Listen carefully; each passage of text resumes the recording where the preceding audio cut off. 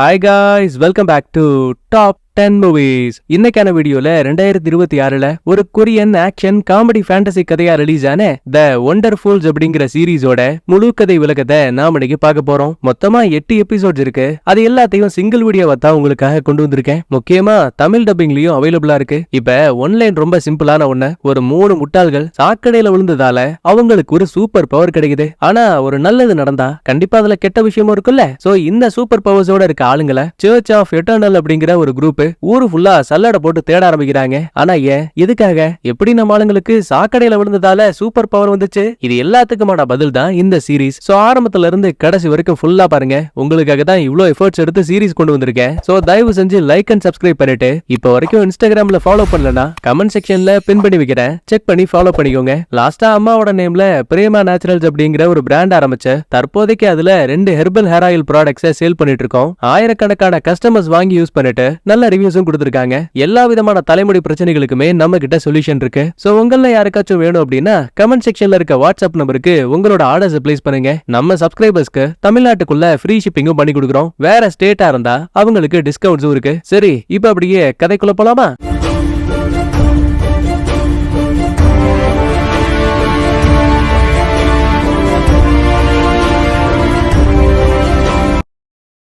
கதை ஆரம்பிக்கக்கூடியது நம்ம கதாநாயகியான ஜெனி கிட்ட.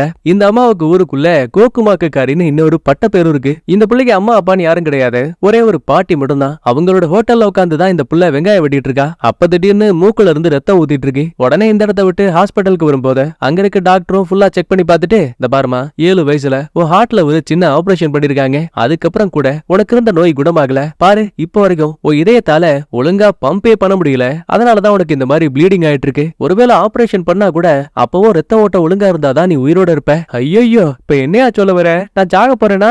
ஆமா, எப்ப வேணா உன் இதயம் நிக்கலான்னு அந்த ஆளு குண்ட தூக்கி போட அட கருமத்தன்னு புலம்பிட்டு வெளியில வந்தவ ஊர் மக்கள் மொத்த பேரும் சந்தோஷமா இருக்க விஷயத்த கவனிக்கிறா. ஆனா சர்ச் ஆஃப் எட்டர்னல் அப்படின்னு சொல்லப்படக்கூடிய ஒரு அமைப்பை சேர்ந்த மக்கள் மட்டும் உலகத்தோட முடிவு நெருங்கிடுச்சு. ஒருவேளை நீங்க எங்க கூட வந்து எட்டர்னல் சர்ச்சோட ஜாயின் பண்ணீங்கன்னா அங்க இருக்க மகா கடவுள் உங்களை காப்பாத்துவாரு அப்படிங்கிற மாதிரி நோட்டீஸ் கொடுத்துட்டு இருக்கானுங்க. சரியா டிசம்பர் 31 தான் உலகம் அழிய போதுன்னு சொல்லுவானுங்க. இப்ப இந்த கதை நடக்கக்கூடியது 1999ல. கடுப்பான ஹீரோயினும், ஏமா நானே எப்ப சாக போறேங்கிற எதுவும் தெரியல, அதுக்குள்ள நீங்க எல்லாரும் சாகிறதுக்கு நாள் குறிச்சிட்டீங்களா? அப்படின்னா உங்க சாவ கூட என்னால பார்க்க முடியாதா? அந்த வாய்ப்பை கூட எனக்கு கடவுள் கொடுக்கல. என்ன இவன் ஒரு பக்கத்துல பைத்தியம் மாதிரி பேசிட்டு இருக்கா. இத பார்த்து அங்க இருந்த மொத்த பேரும் தெரிச்சு ஓட பாவம் நம்மால ஓரத்துல உட்காந்து ஓன அழ ஆரம்பிக்கிறா. அப்ப ஒரு குட்டி பையன் உள்ள புந்து, அக்கா என்ன அழுவுறீங்களா? இந்த கருப்பு ஐஸ நீங்க சாப்பிட்டிருக்கீங்களா? என்ன அதை சாப்பிடணும் அவ்வளவுதானே, குடுறா அதன்னு பாவம் சின்ன பையன் கிட்ட இருந்து ஐஸ வாங்கி தின்னுட்டு அவனை அள வச்சுட்டு அங்கிருந்து ஓடி போயிடுவா. இது எல்லாத்தையுமே மக்கள் குறைதீர்ப்பு மையத்துல வேலை பாக்குற நம்ம கதையோட ஹீரோவும் அவரோட சீனியர் ஆபீசரும் பாக்குறாங்க. சார், அந்த பொண்ணை பாத்தீங்களா? சின்ன பையனை அள வச்சுட்டு போறா. எலே, அந்த பொண்ணோட பேரு ஜெனி. ஒரு பெரிய ஹோட்டல் வச்சிருக்காங்களே பாட்டியம்மா, அந்த அம்மாவோட ஒரே பேத்தி. ஆளு கொஞ்சம் மண்டக்கோளாரு. அதனாலேயே ஊருக்குள்ள இவளுக்கு கோக்குமாக்காரின்னு ஒரு பேர் இருக்கு. எக்காரணத்தை கொண்டும் அவகிட்ட மட்டும் அம்பளுத்துறாத. இங்க கட் பண்ணா காட்டுக்குள்ள இருக்க ஒரு பெரிய குப்பை கிடங்கு. அங்க ஒரு பிச்சைக்காரன் தனக்கு தேவையான திங்ஸ் எல்லாம் ஒன்பை ஒன்னா பொறுக்கிட்டு இருப்பான். அதுல கால் தடுமாறி புள்ளையாண்டா நேரா அங்க இருக்கிற ஒரு சாக்கடைக்குள்ள வந்து விழுந்துருவான். அடுத்த செகண்டே இவன் உடம்புல இருக்க சதைகள் மீனோட செதில்களை போல மாற ஆரம்பிக்குது. அது மட்டும் இல்ல, காதை பாருங்க, கையோட பிச்சுக்கிட்டு வந்துருச்சு. இனிமே இந்த ஆள மொட்டை அப்படின்னு மைண்ட்ல வச்சுப்பான். பயத்துல இவன் அந்த தண்ணிக்குள்ளேயே உளுந்து புரண்டுகிட்டு இருக்கான். அடுத்த ஹீரோவோட ஆபீஸ காட்டுறாங்க. அப்ப அந்த இடத்துக்கு ஒரு கண்ணாடிக்காரன் கம்ப்ளைண்ட் கொடுக்க வரான். இவனை பார்த்தாவே அங்க இருக்க சீனியர் உட்பட எல்லாருமே பயந்து நடுங்குறானுங்க. ஏன்னா சம்பந்தம் இல்லாம இந்த பைப்புல கம்ப்ளைண்ட் கொடுப்பாங்க. சீனியரும் தப்பிக்கிறதுக்காக நம்ம ஹீரோவை கோத்து விட்டுருவாரு. அந்த கண்ணாடிக்காரன் கம்ப்ளைண்ட் எப்படி கொடுக்குறான் பாருங்க. நான் ஒரு புறாவை பார்த்தேன், அது உருவத்துல ரொம்ப பெருசா இருந்துச்சு, என்ன பார்த்து கண்ணடிச்சுங்கிறான். சரி, அது பரவாயில்ல. அப்புறம் ஆத்துக்கு குளிக்க போனேன், அப்ப பார்த்தா திமிங்கல அளவுக்கு ஒரு மீனை பார்த்தேன், அது என்ன பார்த்து முறைச்சிச்சு, அதுக்கு கண்ணுல முடியெல்லாம் இருந்துச்சுங்கிறான். இத பாருங்கயா, கண்டிப்பா அந்த காட்டுக்குள்ள இருக்க குப்பை கிடங்குல இருக்க கழிவுகள் தான் இது எல்லாத்துக்கும் காரணம்னு நினைக்கிறேன். ஒரு தடவையாச்சும் அதை போய் செக் பண்ணுங்கயா, கிளீன் பண்ணுங்கயான்னு திரும்ப திரும்ப அதையே தான் சொல்லிட்டு இருக்கான். ரொம்ப சிம்பிளா ஹீரோவும், சார் அது அரசாங்கத்துக்கு சொந்தமானது கிடையாது, அது ஒரு பிரைவேட் ஏரியா, மன்னிச்சிருங்க, எங்களால எதுவும் பண்ண முடியாது. கடுப்புல கண்ணாடிக்காரன் அந்த இடத்தை விட்டு கிளம்பிடுவான். தனியா ஹீரோ வெளியில வந்து உட்காரும் போது ஒரு வயசான ஆளு இவரை ஷாட்டா தாத்தானு மைண்ட்ல வச்சுப்போம். போன சீன்ல மொட்டை பையன் சாக்கடைக்குள்ள விழுந்திருப்பான்ல, எக்ஸாக்டா அவனோட ஃப்ரெண்டு தான் இவரு. தம்பி, என் ஃப்ரெண்டு எங்க போனானே தெரியலப்பா, அவனை தேடி கண்டுபிடிக்க சொல்லிதான் நான் இங்க வந்தேன். அட என்ன சார், சும்மா சண்டை போட்டிருப்பீங்க, அதனால எதுவும் கோச்சிக்கிட்டு போயிருப்பாரு. அட இல்லப்பா, அவனுக்கு நான் நிறைய பணம் கொடுக்கணும், நிறைய கடன் வாங்கியிருக்கேன், அதை வாங்காம அவன் எங்கேயாவது போயிடுவானா என்ன? எனக்கு என்னமோ தப்பா இருக்குப்பா, அவனுக்கு இதை ஒண்ணு ஆயிடுச்சுன்னு நினைக்கிறேன். முக்கியமான இன்னொரு விஷயம், சரியா 20 ஆண்டுகளுக்கு முன்னாடி இந்த சோல்ல 11 மக்கள் ஒன்பை ஒன்னா காணாம போனாங்க. இப்பயும் வீட்லயும் அதே விஷயம் நடக்குது. என் ஃப்ரெண்ட்ஸ் ஒவ்வொருத்தரும் காணா போயிட்டு இருக்காங்க. ஒருவேளை உண்மையாவே உலகம் அழிவுக்கு தான் வரப்போகுதோ? இந்த மாதிரி பேசிட்டு பெரியவர் தான் தங்கி இருக்கக்கூடிய ஒரு குடோனுக்கு வருவாரு. எட்டர்னல் சர்ச்சை சேர்ந்த ஒரு லேடி வராங்க. அவங்களுக்கு உதவியா குல்லா போட்ட ஒரு 5 பேர் வந்திருக்கானுங்க. ஐயா, ஆளு பார்க்க அம்சமா இருக்கீங்க. எங்களோட அமைப்புல நீங்க சேர்ந்தீங்க அப்படின்னா கடவுளோட அருள் உங்களுக்கு கிடைக்கும். அட போமா, கடவுளும் கிடையாது ஒண்ணும் கிடையாதுன்னு பேப்பரை சுருட்டி அடிப்பாரு. சரி, நிரூபிச்சா நீ என் கூட வந்துதானே ஆகணும்னு குல்லா மாட்டி இருந்த ஒருத்தன் தன் கைய நீட்டினதும் போதும் அங்க நின்னுகிட்டு இருந்த வீல் சேர் அப்படியே ஏர்ல பறகுது. ஏன் சுத்தி இருந்த எல்லா திங்ஸும் பறகுது. 2 கைய ஒன்னா சேர்த்து ஒரு கிளாப் தாங்க பண்ணுவான். ட்ராலி மொத்தமா நசுங்கி போயிடுச்சு. இனிமே இந்த பையில மார்க் அப்படின்னு மைண்ட்ல வச்சுப்போம். இப்பேற்பட்ட விஷயத்த பார்த்ததுக்கு அப்புறம் கூட தாத்தா நம்பாம இருப்பாரா? கடவுள் இருக்கிறது உண்மைன்னு இந்த எட்டர்னல் சர்ச் கூட இவரும் சேர்ந்துப்பாரு. ஒரு பக்கம் ஹீரோயின் பாட்டியை பார்த்த இந்த மாதிரி நான் ஊரை சுத்தி பார்க்கணும், எனக்கு பணம் கொடுங்கன்னு கேப்பா. தோடா, பணம் என்ன சும்மாவா வருது? பாட்டி சும்மா அப்படி அசிங்கப்படுத்தாதீங்க. ஊருக்கே பணம் கொடுத்து உதவி பண்றீங்க. உங்க பேத்தினா எனக்கு கொஞ்சம் கொடுக்க மாட்டீங்களா? சந்தேகத்துல பாட்டியும் ஒரு நிமிஷம் எதுக்காக நீ இப்ப இவ்ளோ எமோஷனலா பேசிட்டு இருக்க? டாக்டரை பாத்தியா? அவர் என்ன சொன்னாரு? ஹீரோயின் பாட்டி கிட்ட உண்மையை சொன்னா வருத்தப்படுவாங்கன்னு. அதெல்லாம் ஒண்ணும் சொல்லல. நான் ஓகேவா தான் இருக்கேன். எனக்கு இந்த உலகத்தை இருக்கும் போதே சுத்தி பார்க்கணும்னு ஆசை. அதெல்லாம் முடியாது. முதல்ல கிச்சன்ல போயிட்டு வெங்காயத்தை வெட்ட. ஒவ்வொரு நாளைக்கும் உனக்கு 40 ரூபா பணம் கொடுக்குறேன். அதை சேர்த்து வச்சு நீ எங்க வேணா போய்கோ. அடி போய் தாய் கலவின்னு திட்டிட்டு சேர்த்து வச்ச உண்டியில உடச்சு பார்த்தா கொஞ்சமா பணம் கிடைக்குது. இதை வச்சு ஏதாவது இடத்துக்கு போலான்னு பாட்டிக்கு தெரியாம பெட்டி படிக்கெல்லாம் பேக் பண்ணிக்கிட்டு பின்வாசல் வழியா வருவா. அப்ப தெரியாதனமா ஹீரோயினோட ஃப்ரெண்டு இவள பாத்துட்டான். இவனை ஷார்ட்டா கேடிப்பா என்ன மைண்ட்ல வச்சுப்பான். ஏய் ஜெனி, எங்க போற நீ? பாட்டியம்மாவுக்கு தெரியுமா? அதெல்லாம் தெரியாது. உதவாக்குற வாய மூடிட்டு சும்மாறா. ஒரு சந்தேகத்துல, ஆமா பெட்டியெல்லாம் கொண்டு போற, உங்ககிட்ட பணம் இருக்கா? இல்லையே, அதான் உங்ககிட்ட கேட்டு வாங்கலான்னு வந்தேன். அட போஜினி, என்கிட்ட இருந்த மொத்த காசையும் வச்சு ஒழுகிட்டு இருந்த என் வீட்டோட கூரைய இப்பதான் சரி பண்ண. என்கிட்ட எல்லாம் பணம் இல்ல. டே கேடி, நீ என்னையே ஏமாத்திரியா? பரவாயில்ல விடு, எனக்கு 50 மில்லியன் வான் பணமா கிடைக்க போகுது. அத வச்சு இந்த உலகத்தையே நான் சுத்தி பார்ப்பேன்னு சொல்லிட்டு அங்கிருந்து கிளம்புறா. மறுபக்கத்துல நம்ம கண்ணாடிக்காரன் இவனோட பொண்டாட்டி ஒரு பூக்கடை வச்சிருக்காங்க. இவரோட வேலை அங்க இருக்கிற திங்ஸ் எல்லாம் தொடச்சு வைக்கிறத, அப்புறம் டெலிவரி கொடுக்கறத. பேச்சு வாக்கல, செல்லம் இந்த மாதிரி அம்மாவுக்கு 70வது பிறந்த நாள் வருது, அவங்க நியூயார்க்க சுத்தி பார்க்கணும்னு ஆசைப்படுறாங்க. நீ பணம் கொடுத்தா நான் கூட்டிட்டு போயிட்டு வந்துருவேன். ஐயோ, அவ்வளவு பணம்லாம் என்கிட்ட இல்ல, வெறும்னா பேங்காக்க சுத்தி காட்டுங்கன்னு ரொம்ப மட்டு மரியாதையா இந்த புள்ள பேசிவிட்டா. அதுக்கப்புறம் கண்ணாடிக்காரன் தன் பொண்ணு மியாவை கூட்டிட்டு போறதுக்காக பள்ளிக்கூடத்துக்கு வந்திருப்பான். ஆனா இந்த ஆளு கால்ல செருப்பு கூட ஒழுங்கா போட முடியாம தடுமாறி கீழே விழுந்துருவான். இத பார்த்ததுமே அந்த புள்ளகாரிக்கு நைனா கூட போறதுக்கு விருப்பம் இல்லாம ஃப்ரெண்டோட கொடையில ஓடி போயிடுவா. பாவம் மனுஷனுக்கு மனசு ரொம்ப கஷ்டமா போயிடுது. அதுக்கப்புறம் இங்க இருந்து நேரா நம்ம கேடி பேர் இருக்கா இல்லையா, அவனை பார்க்க வந்திருக்காரு. ஏன்னா ஜெனி கூட இவங்க எல்லாருமே ஃப்ரெண்ட்ஸ். அடுத்த ஹீரோயின் ஒரு சூப்பர் மார்க்கெட்டுக்கு வந்தவ. அங்க கயிறு, டேப்பு, இந்த மாதிரி சின்ன சின்ன விஷயத்தெல்லாம் வாங்கிட்டு இருக்கா. அப்ப யதார்த்தமா அங்க வந்த ஹீரோ மேல நம்மால டப்புன்னு இடிக்கும் போது இவகிட்ட இருந்த திங்ஸ் எல்லாமே கீழே விழுந்துரும். கத்திரிக்கோல கயிறு, டேப் எல்லாம் பார்க்கும்போது ஹீரோவுக்கு என்ன தோணும்? ஏதோ ஹீரோயின் ஒரு கடத்தல்காரி மாதிரியே ஃபீல் ஆகுது. சோ சந்தேகத்துல நம்ம ஹீரோயின் பின்னாடியே ஃபாலோ பண்ணிட்டு வந்தவன் அவளோட சூட் கேஸ்ல ஒரு ஆளோட தலை முடி தெரியுற விஷயத்த கவனிக்கிறா. ஏமா, உன்னை பார்த்தாவே சந்தேகமா இருக்க. உன் பேக்ல என்ன வச்சிருக்க? அதெல்லாம் ஒண்ணும் இல்லையே, உனக்கு இப்ப என்ன வேணும்னு சண்டைக்கு வரும்போது ஒரு வேகத்துல ஹீரோ பேக பிடிச்சு இழுக்க உள்ள இருந்த திங்ஸ் எல்லாம் ஜோயிங்னு மேல பறகுது. நம்ம ஆளு தலைமுடிய பாத்திருப்பான்ல, அது ஒரு ஆளோடது கிடையாது, ஒரு பொம்மையோடது. ஐயோ, இந்த புள்ளைய நம்ம தப்பா நினைச்சிட்டோமேன்னு கீழே விழுந்த பொம்மையை எடுத்து சாரி கேட்க நினைக்க அவ அதே பொம்மையை புடுங்கி டப்புன்னு மூஞ்சி மேல அடிக்கிறா. கொஞ்ச நேரத்துக்கு அப்புறம் பாட்டியம்மா கால் பண்ணி, ஏண்டி ஜெனி, நீ எங்க போன? வீட்டுக்கு வருவியா மாட்டியான்னு கத்திட்டு இருக்காங்க. உங்களுக்கு தான் என் மேல பாசமே கிடையாது, அப்புறம் இதுக்காக கேள்வி கேக்குறீங்க? ஜெனி, நீ தப்பா புரிஞ்சிட்டு இருக்கடி. சின்ன வயசுல இருந்து நீ என்ன எனக்கு அவ்வளவு உயிர், அவ்வளவு பாசமா இருப்ப, எல்லார்கிட்டயும் ஜாலியா இருப்ப. ஆனா இப்ப அதெல்லாம் எங்க போச்சு? எனக்கு என்னோட பழைய ஜெனி வேணும். மன்னிச்சிருங்க பாட்டி, அவ ஏற்கனவே செத்துட்டான்னு சொல்லிட்டு காலை கட் பண்ணிடுவா. எல ஹீரோ, நீ என்ன குடும்பப்படுத்திருக்க, உன்னை சும்மாலாம் விட முடியாது, உன்னை கம்ப்ளைண்ட் பண்ற பாருன்னு அவனோட விசிட்டிங் கார்டை வாங்கி வச்சுப்பா. ஒரு பக்கத்துல கண்ணாடிக்காரனும் கேடி பையனும் ஒன்னா உட்காந்து சாப்பிட்டுட்டு இருப்பாங்க. அப்ப பேச்சு வாக்கல, ஏயா இந்த ஜெனிக்கு 50 மில்லியன் வான் யாரு கொடுப்பா? இது 50 மில்லியனா? என்னடா பேசிட்டு இருக்க? ஆமா, போகும்போது அவ என்கிட்ட அப்படிதான் சொல்லிட்டு போனா. அப்ப நேரத்துக்குன்னு உள்ள வந்த ஹீரோனும், என்னப்பா என்ன பத்தியா பேசிட்டு இருக்கீங்க? சேச்சே, அப்படிலாம் இல்ல ஜெனி, பொய் சொல்லாதீங்க. எனக்கு உங்களால ஒரு சின்ன வேலையாகணும். தோடா, உனக்காக நாங்க வேலை பார்க்கணுமா? அதெல்லாம் முடியாதுன்னு 2 பேரும் கெத்தா பேசுவானுங்க. நம்மால் ரொம்ப சிம்பிளா, நீங்க இந்த வேலையை பார்த்தா தலா 5 மில்லியன் பணம் கொடுக்குறேன்னு சொல்லுவா. அட என்ன ஜெனி, இதெல்லாம் முன்னாடியே சொல்ல மாட்டியா? வா வா, கை வலிக்குதா, கால் வலிக்குதா, சாப்பாடு வேணுமான்னு புள்ளைங்க 2 பேரும் தாங்கு தாங்குன்னு தாங்குறானுங்க. அடுத்த ஹீரோ குடியிருக்கக்கூடிய அபார்ட்மெண்ட்டை காட்டுறாங்க. கீழ் வீட்டு ஓனரமா மேல வந்து, யோ என்னையா பண்ணிட்டு இருக்க? அடிக்கடி ரூம்ல இருந்து டம்மு டம்முன்னு சத்தம் கேக்குது. பக்கத்து வீட்டுக்காரெல்லாம் குடியிருக்கிறதா இல்லையா, மன்னிச்சிருங்க மேடம், இனிமே இப்படி நடக்காதுன்னு சொல்லுவான். அதுக்கப்புறம் டோரை ஃபுல்லா லாக் பண்ணிட்டு உள்ள வரும்போது தான் தெரியுது நம்ம ஹீரோ அங்க இருக்க திங்ஸ் எல்லாத்தையும் கண்ணா பின்னான்னு உடைச்சு போட்டிருக்கான். அதுல இவனோட பேகும் கீழே விழுந்து கிடக்கும். அப்பதான் நம்ம கண்ணாடிக்காரன் கம்ப்ளைண்ட் பண்ணிட்டு போன காட்டுக்குள்ள இருக்க அந்த கிடங்கு இருக்கு இல்லையா, அதாங்க குப்பை கிடங்கு, அது சம்பந்தப்பட்ட ஃபைல் தெரியுது. அதுக்கப்புறம் ரூம்ல இருந்து இன்னொரு ஃபைல் எடுக்கிறான். அதுக்குள்ள சரியா 20 வருடங்களுக்கு முன்னாடி ஒரு ஆர்ஃபனேஜ்ல தீ ஏற்பட்ட மாதிரியும், அப்ப அந்த இடத்துக்கு போன மீட்பு குழுவை சேர்ந்தவங்க குழந்தைகளை காப்பாத்திட்டு அந்த ஆர்ஃபனேஜை செக் பண்ணி பார்க்கும்போது அது வெறும் விடுதி கிடையாது, குழந்தைகளை வச்சு ஆராய்ச்சிகளை பண்ணிருக்காங்கன்னு ஒரு மிகப்பெரிய ரகசியம் ஒண்ணு ரிலீஸ் ஆயிருக்கு. ஆனா சம்பந்தமே இல்லாம ஹீரோ இதுக்காக இந்த ஃபைல்ஸை பாக்குறாங்கிறது தெளிவா தெரியல. கடைசி பக்கத்துல ஆர்ஃபனேஜ்ல இருந்த குழந்தைகளை காப்பாத்தினது ஒரு வாட்ச்மேன் தான். சோ அந்த ஆளை பத்தின போட்டோ இருக்கு. உடனே அவரை பார்க்கலான்னு ஹீரோ நேரா பிச்சைக்காரங்களோட குடோனுக்கு வந்திருக்கான். ஏன்னா இங்க இருக்கக்கூடிய தாத்தா தான் 20 வருஷத்துக்கு முன்னாடி ஆர்ஃபனேஜ்ல வாட்ச்மேனா இருந்திருப்பாரு. எங்க தேடியும் கூட அந்த தாத்தாவை கண்டுபிடிக்க முடியல. ஆனா அவரோட ட்ராலி சேர் இருக்கு இல்லையா, அது மட்டும் மோசமா நசுங்கி போயிருக்கு. யார் அந்த வேலையை பார்த்திருப்பாங்கன்னு பயலுக்கு ஒன்னும் புரியல. இதே டைம்ல மயக்கத்தை விட்டு தாத்தா கண்ண முழிக்கும் போது இவர் ஒரு பேஸ்மெண்ட்ல கூண்டுக்குள்ள இருக்காரு. ஆப்போசிட்ல ஒரு கண்ணாடி பெட்டகம் இருக்கு. அதை ஒத்து கவனிக்கும் போது மீன் பாதி மனுஷன் பாதின்னு ஒருத்தன் நீந்திக்கிட்டு இருக்காங்க.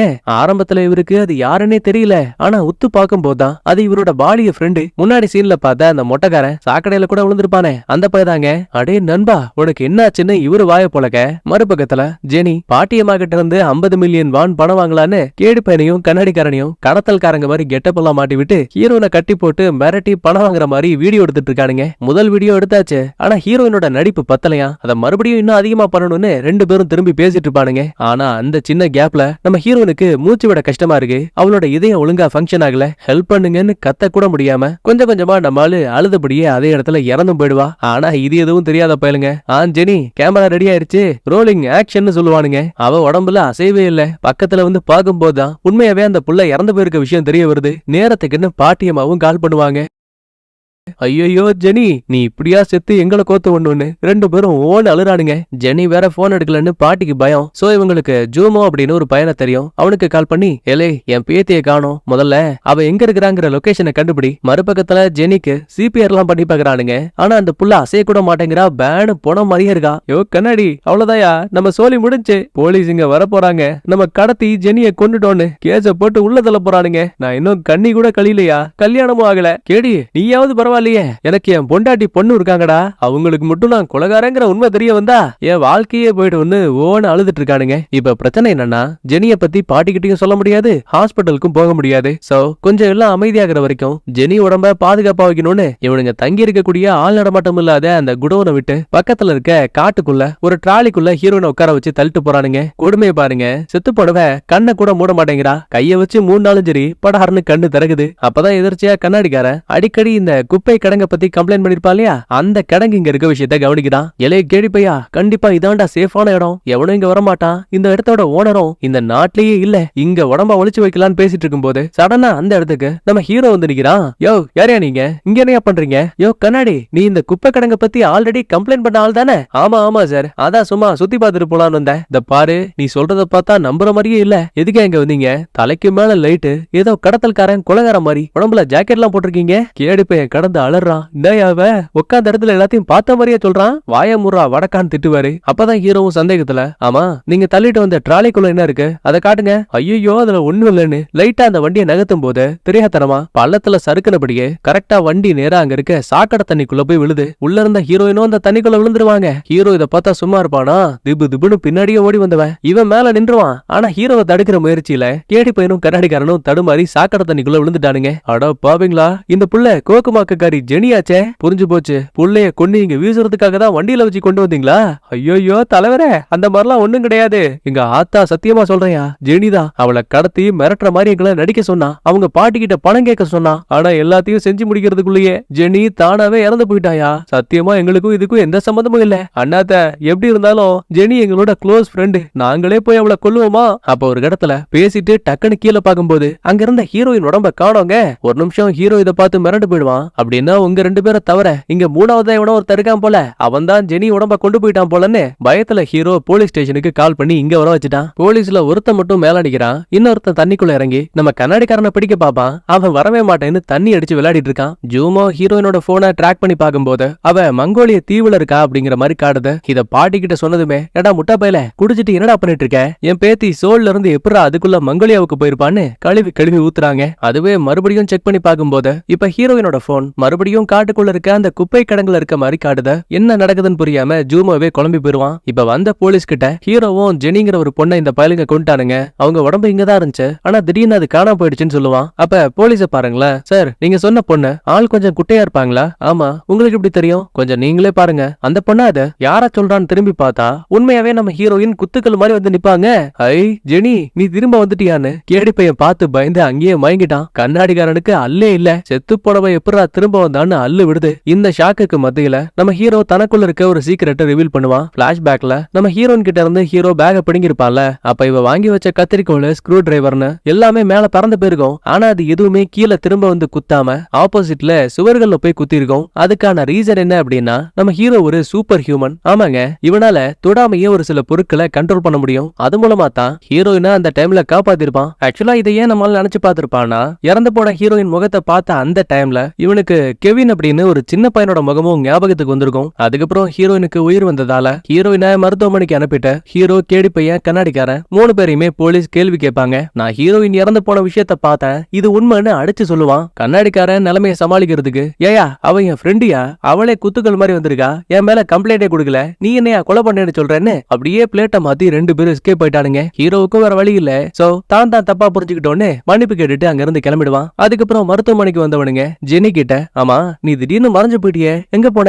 ஆக்சுவலா நீ நிஜமாவே செத்து போயிட்ட, அப்புறம் எப்படி உனக்கு உயிர் வந்துச்சுன்னு கேட்பானுங்க. பதிலுக்கு ஹீரோயினும், எனக்கு நடந்த எல்லாமே வெறும் கனவு மாதிரி இருக்கு, நான் இருந்த குப்பை கிடங்கு திடீர்னு ஒரு கேவா மாறுச்சு, அதுக்குள்ள நான் உட்கார்ந்திருந்தேன், வெளியில இருந்து ஒரு அம்மா, இந்த டைம்ல இங்க என்னமா பண்ணிட்டு இருக்க, இது ஒரு மங்கோலிய காடு, மிகப்பெரிய புயல் வர மாதிரி இருக்கு, முதல்ல வெளியில வான்னு என்ன கூப்பிட்டாங்க. அதுக்கப்புறம் திடீர்னு பார்த்தா நான் மறுபடியும் குப்பை கிடங்குக்கே வந்துட்டேன், இதை தவிர எனக்கு வேற எதுவுமே ஞாபகம் இல்லைங்கிறா. அப்புறம் இவங்க போட்டு வச்ச மாதிரி பாட்டி கிட்ட ஏமாத்தி பணத்தை வேற வாங்க முடியல.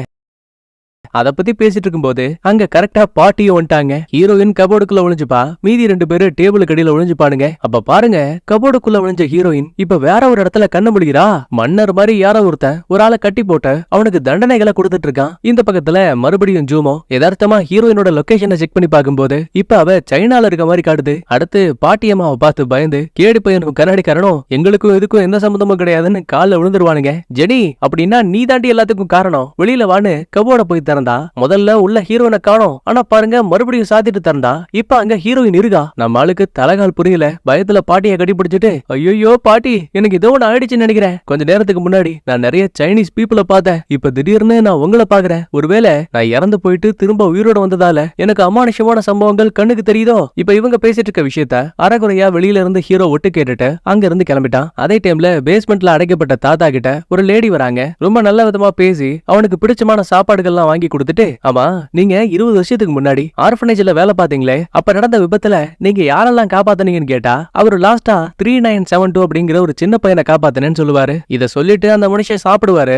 ஆனா உண்மையாவே இவர் அங்க பார்க்கக்கூடிய எதுவுமே உண்மை கிடையாது. அங்க உட்கார்ந்திருந்த பொண்ணு உட்பட எல்லாமே வெறும் இல்யூஷன். இந்த பவருக்கு சொந்தக்காரி இந்த ஜூலி. அதே இடத்துல மார்க்கோ இருக்கான். அப்புறம் இன்னொருத்தி கருப்பு காஸ்டியூம்ல இருக்கா இல்லையா, இவள ஷார்ட்டா ரோசா அப்படின்னு மைண்ட்ல வச்சுப்போம். மார்க்கும் தாங்கிட்ட இருந்த குழந்தைகளோட டேட்டாஸை செக் பண்ணி பார்க்கும்போது 3972 அப்படின்னு ஒரு சின்ன பையனோட லிஸ்ட் இருக்கு. ஆக்சுவலி அது வேற யாரும் கிடையாது, நம்ம ஹீரோ தான். 20 வருஷத்துக்கு முன்னாடி ஒரு மிகப்பெரிய லேப்ல அனாதையான குழந்தைங்க இருப்பாங்கல்ல, அவங்கள கூட்டிட்டு வந்த இந்த சயின்டிஸ்ட் ஒரு சில மரபணு ஆராய்ச்சிகளை பண்ணிருக்கான். அது மூலமா நிறைய பேர் இறந்து போயிருக்காங்க, ஒரு சிலருக்கு சூப்பர் பவர்ஸும் கிடைச்சிருக்கு. இவ்வளவு இக்கட்டான சூழ்நிலைகள்லயும் நம்ம ஹீரோ கூட இருந்த ஒரே ஒரு நண்பன், அவனோட பேரு கெவின். அவனுமே இந்த ஆராய்ச்சியில ஒரு பங்கா இருந்திருப்பான். ஒரு நாள் தன்னையே அறியாம ஹீரோ தனக்குள்ள இருந்த பவர்ஸை பயன்படுத்தும் போது அங்க இருந்த சேரு மரக்கட்டை எல்லாம் ஏர்ல பறந்துருக்கு. அதுல ஒண்ணு இவன் மேல இடிக்க வரும்போது அந்த நேரத்திலயுமே கெவின் தான் உள்ள பொந்து இவனை காப்பாத்திருக்கான். ஆனா தலையில ஒரு பெரிய காயம் இருக்கு. அச்சச்சோன்னு பயப்படும் போது அதெல்லாம் ஒண்ணும் இல்ல, எனக்கு அது சரியாயிடும் சொல்லுவான். அதுக்கேத்த மாதிரியே ஒரு சில நொடிகள்லயே அந்த காயம் அப்படியே ஆட்டோமேட்டிக்கா ஹீல் ஆகுது. கூடவே ஹீரோவுக்கு தான் பவர்ஸை எப்படி பயன்படுத்தணும்னு சொல்லி கொடுக்கும் போது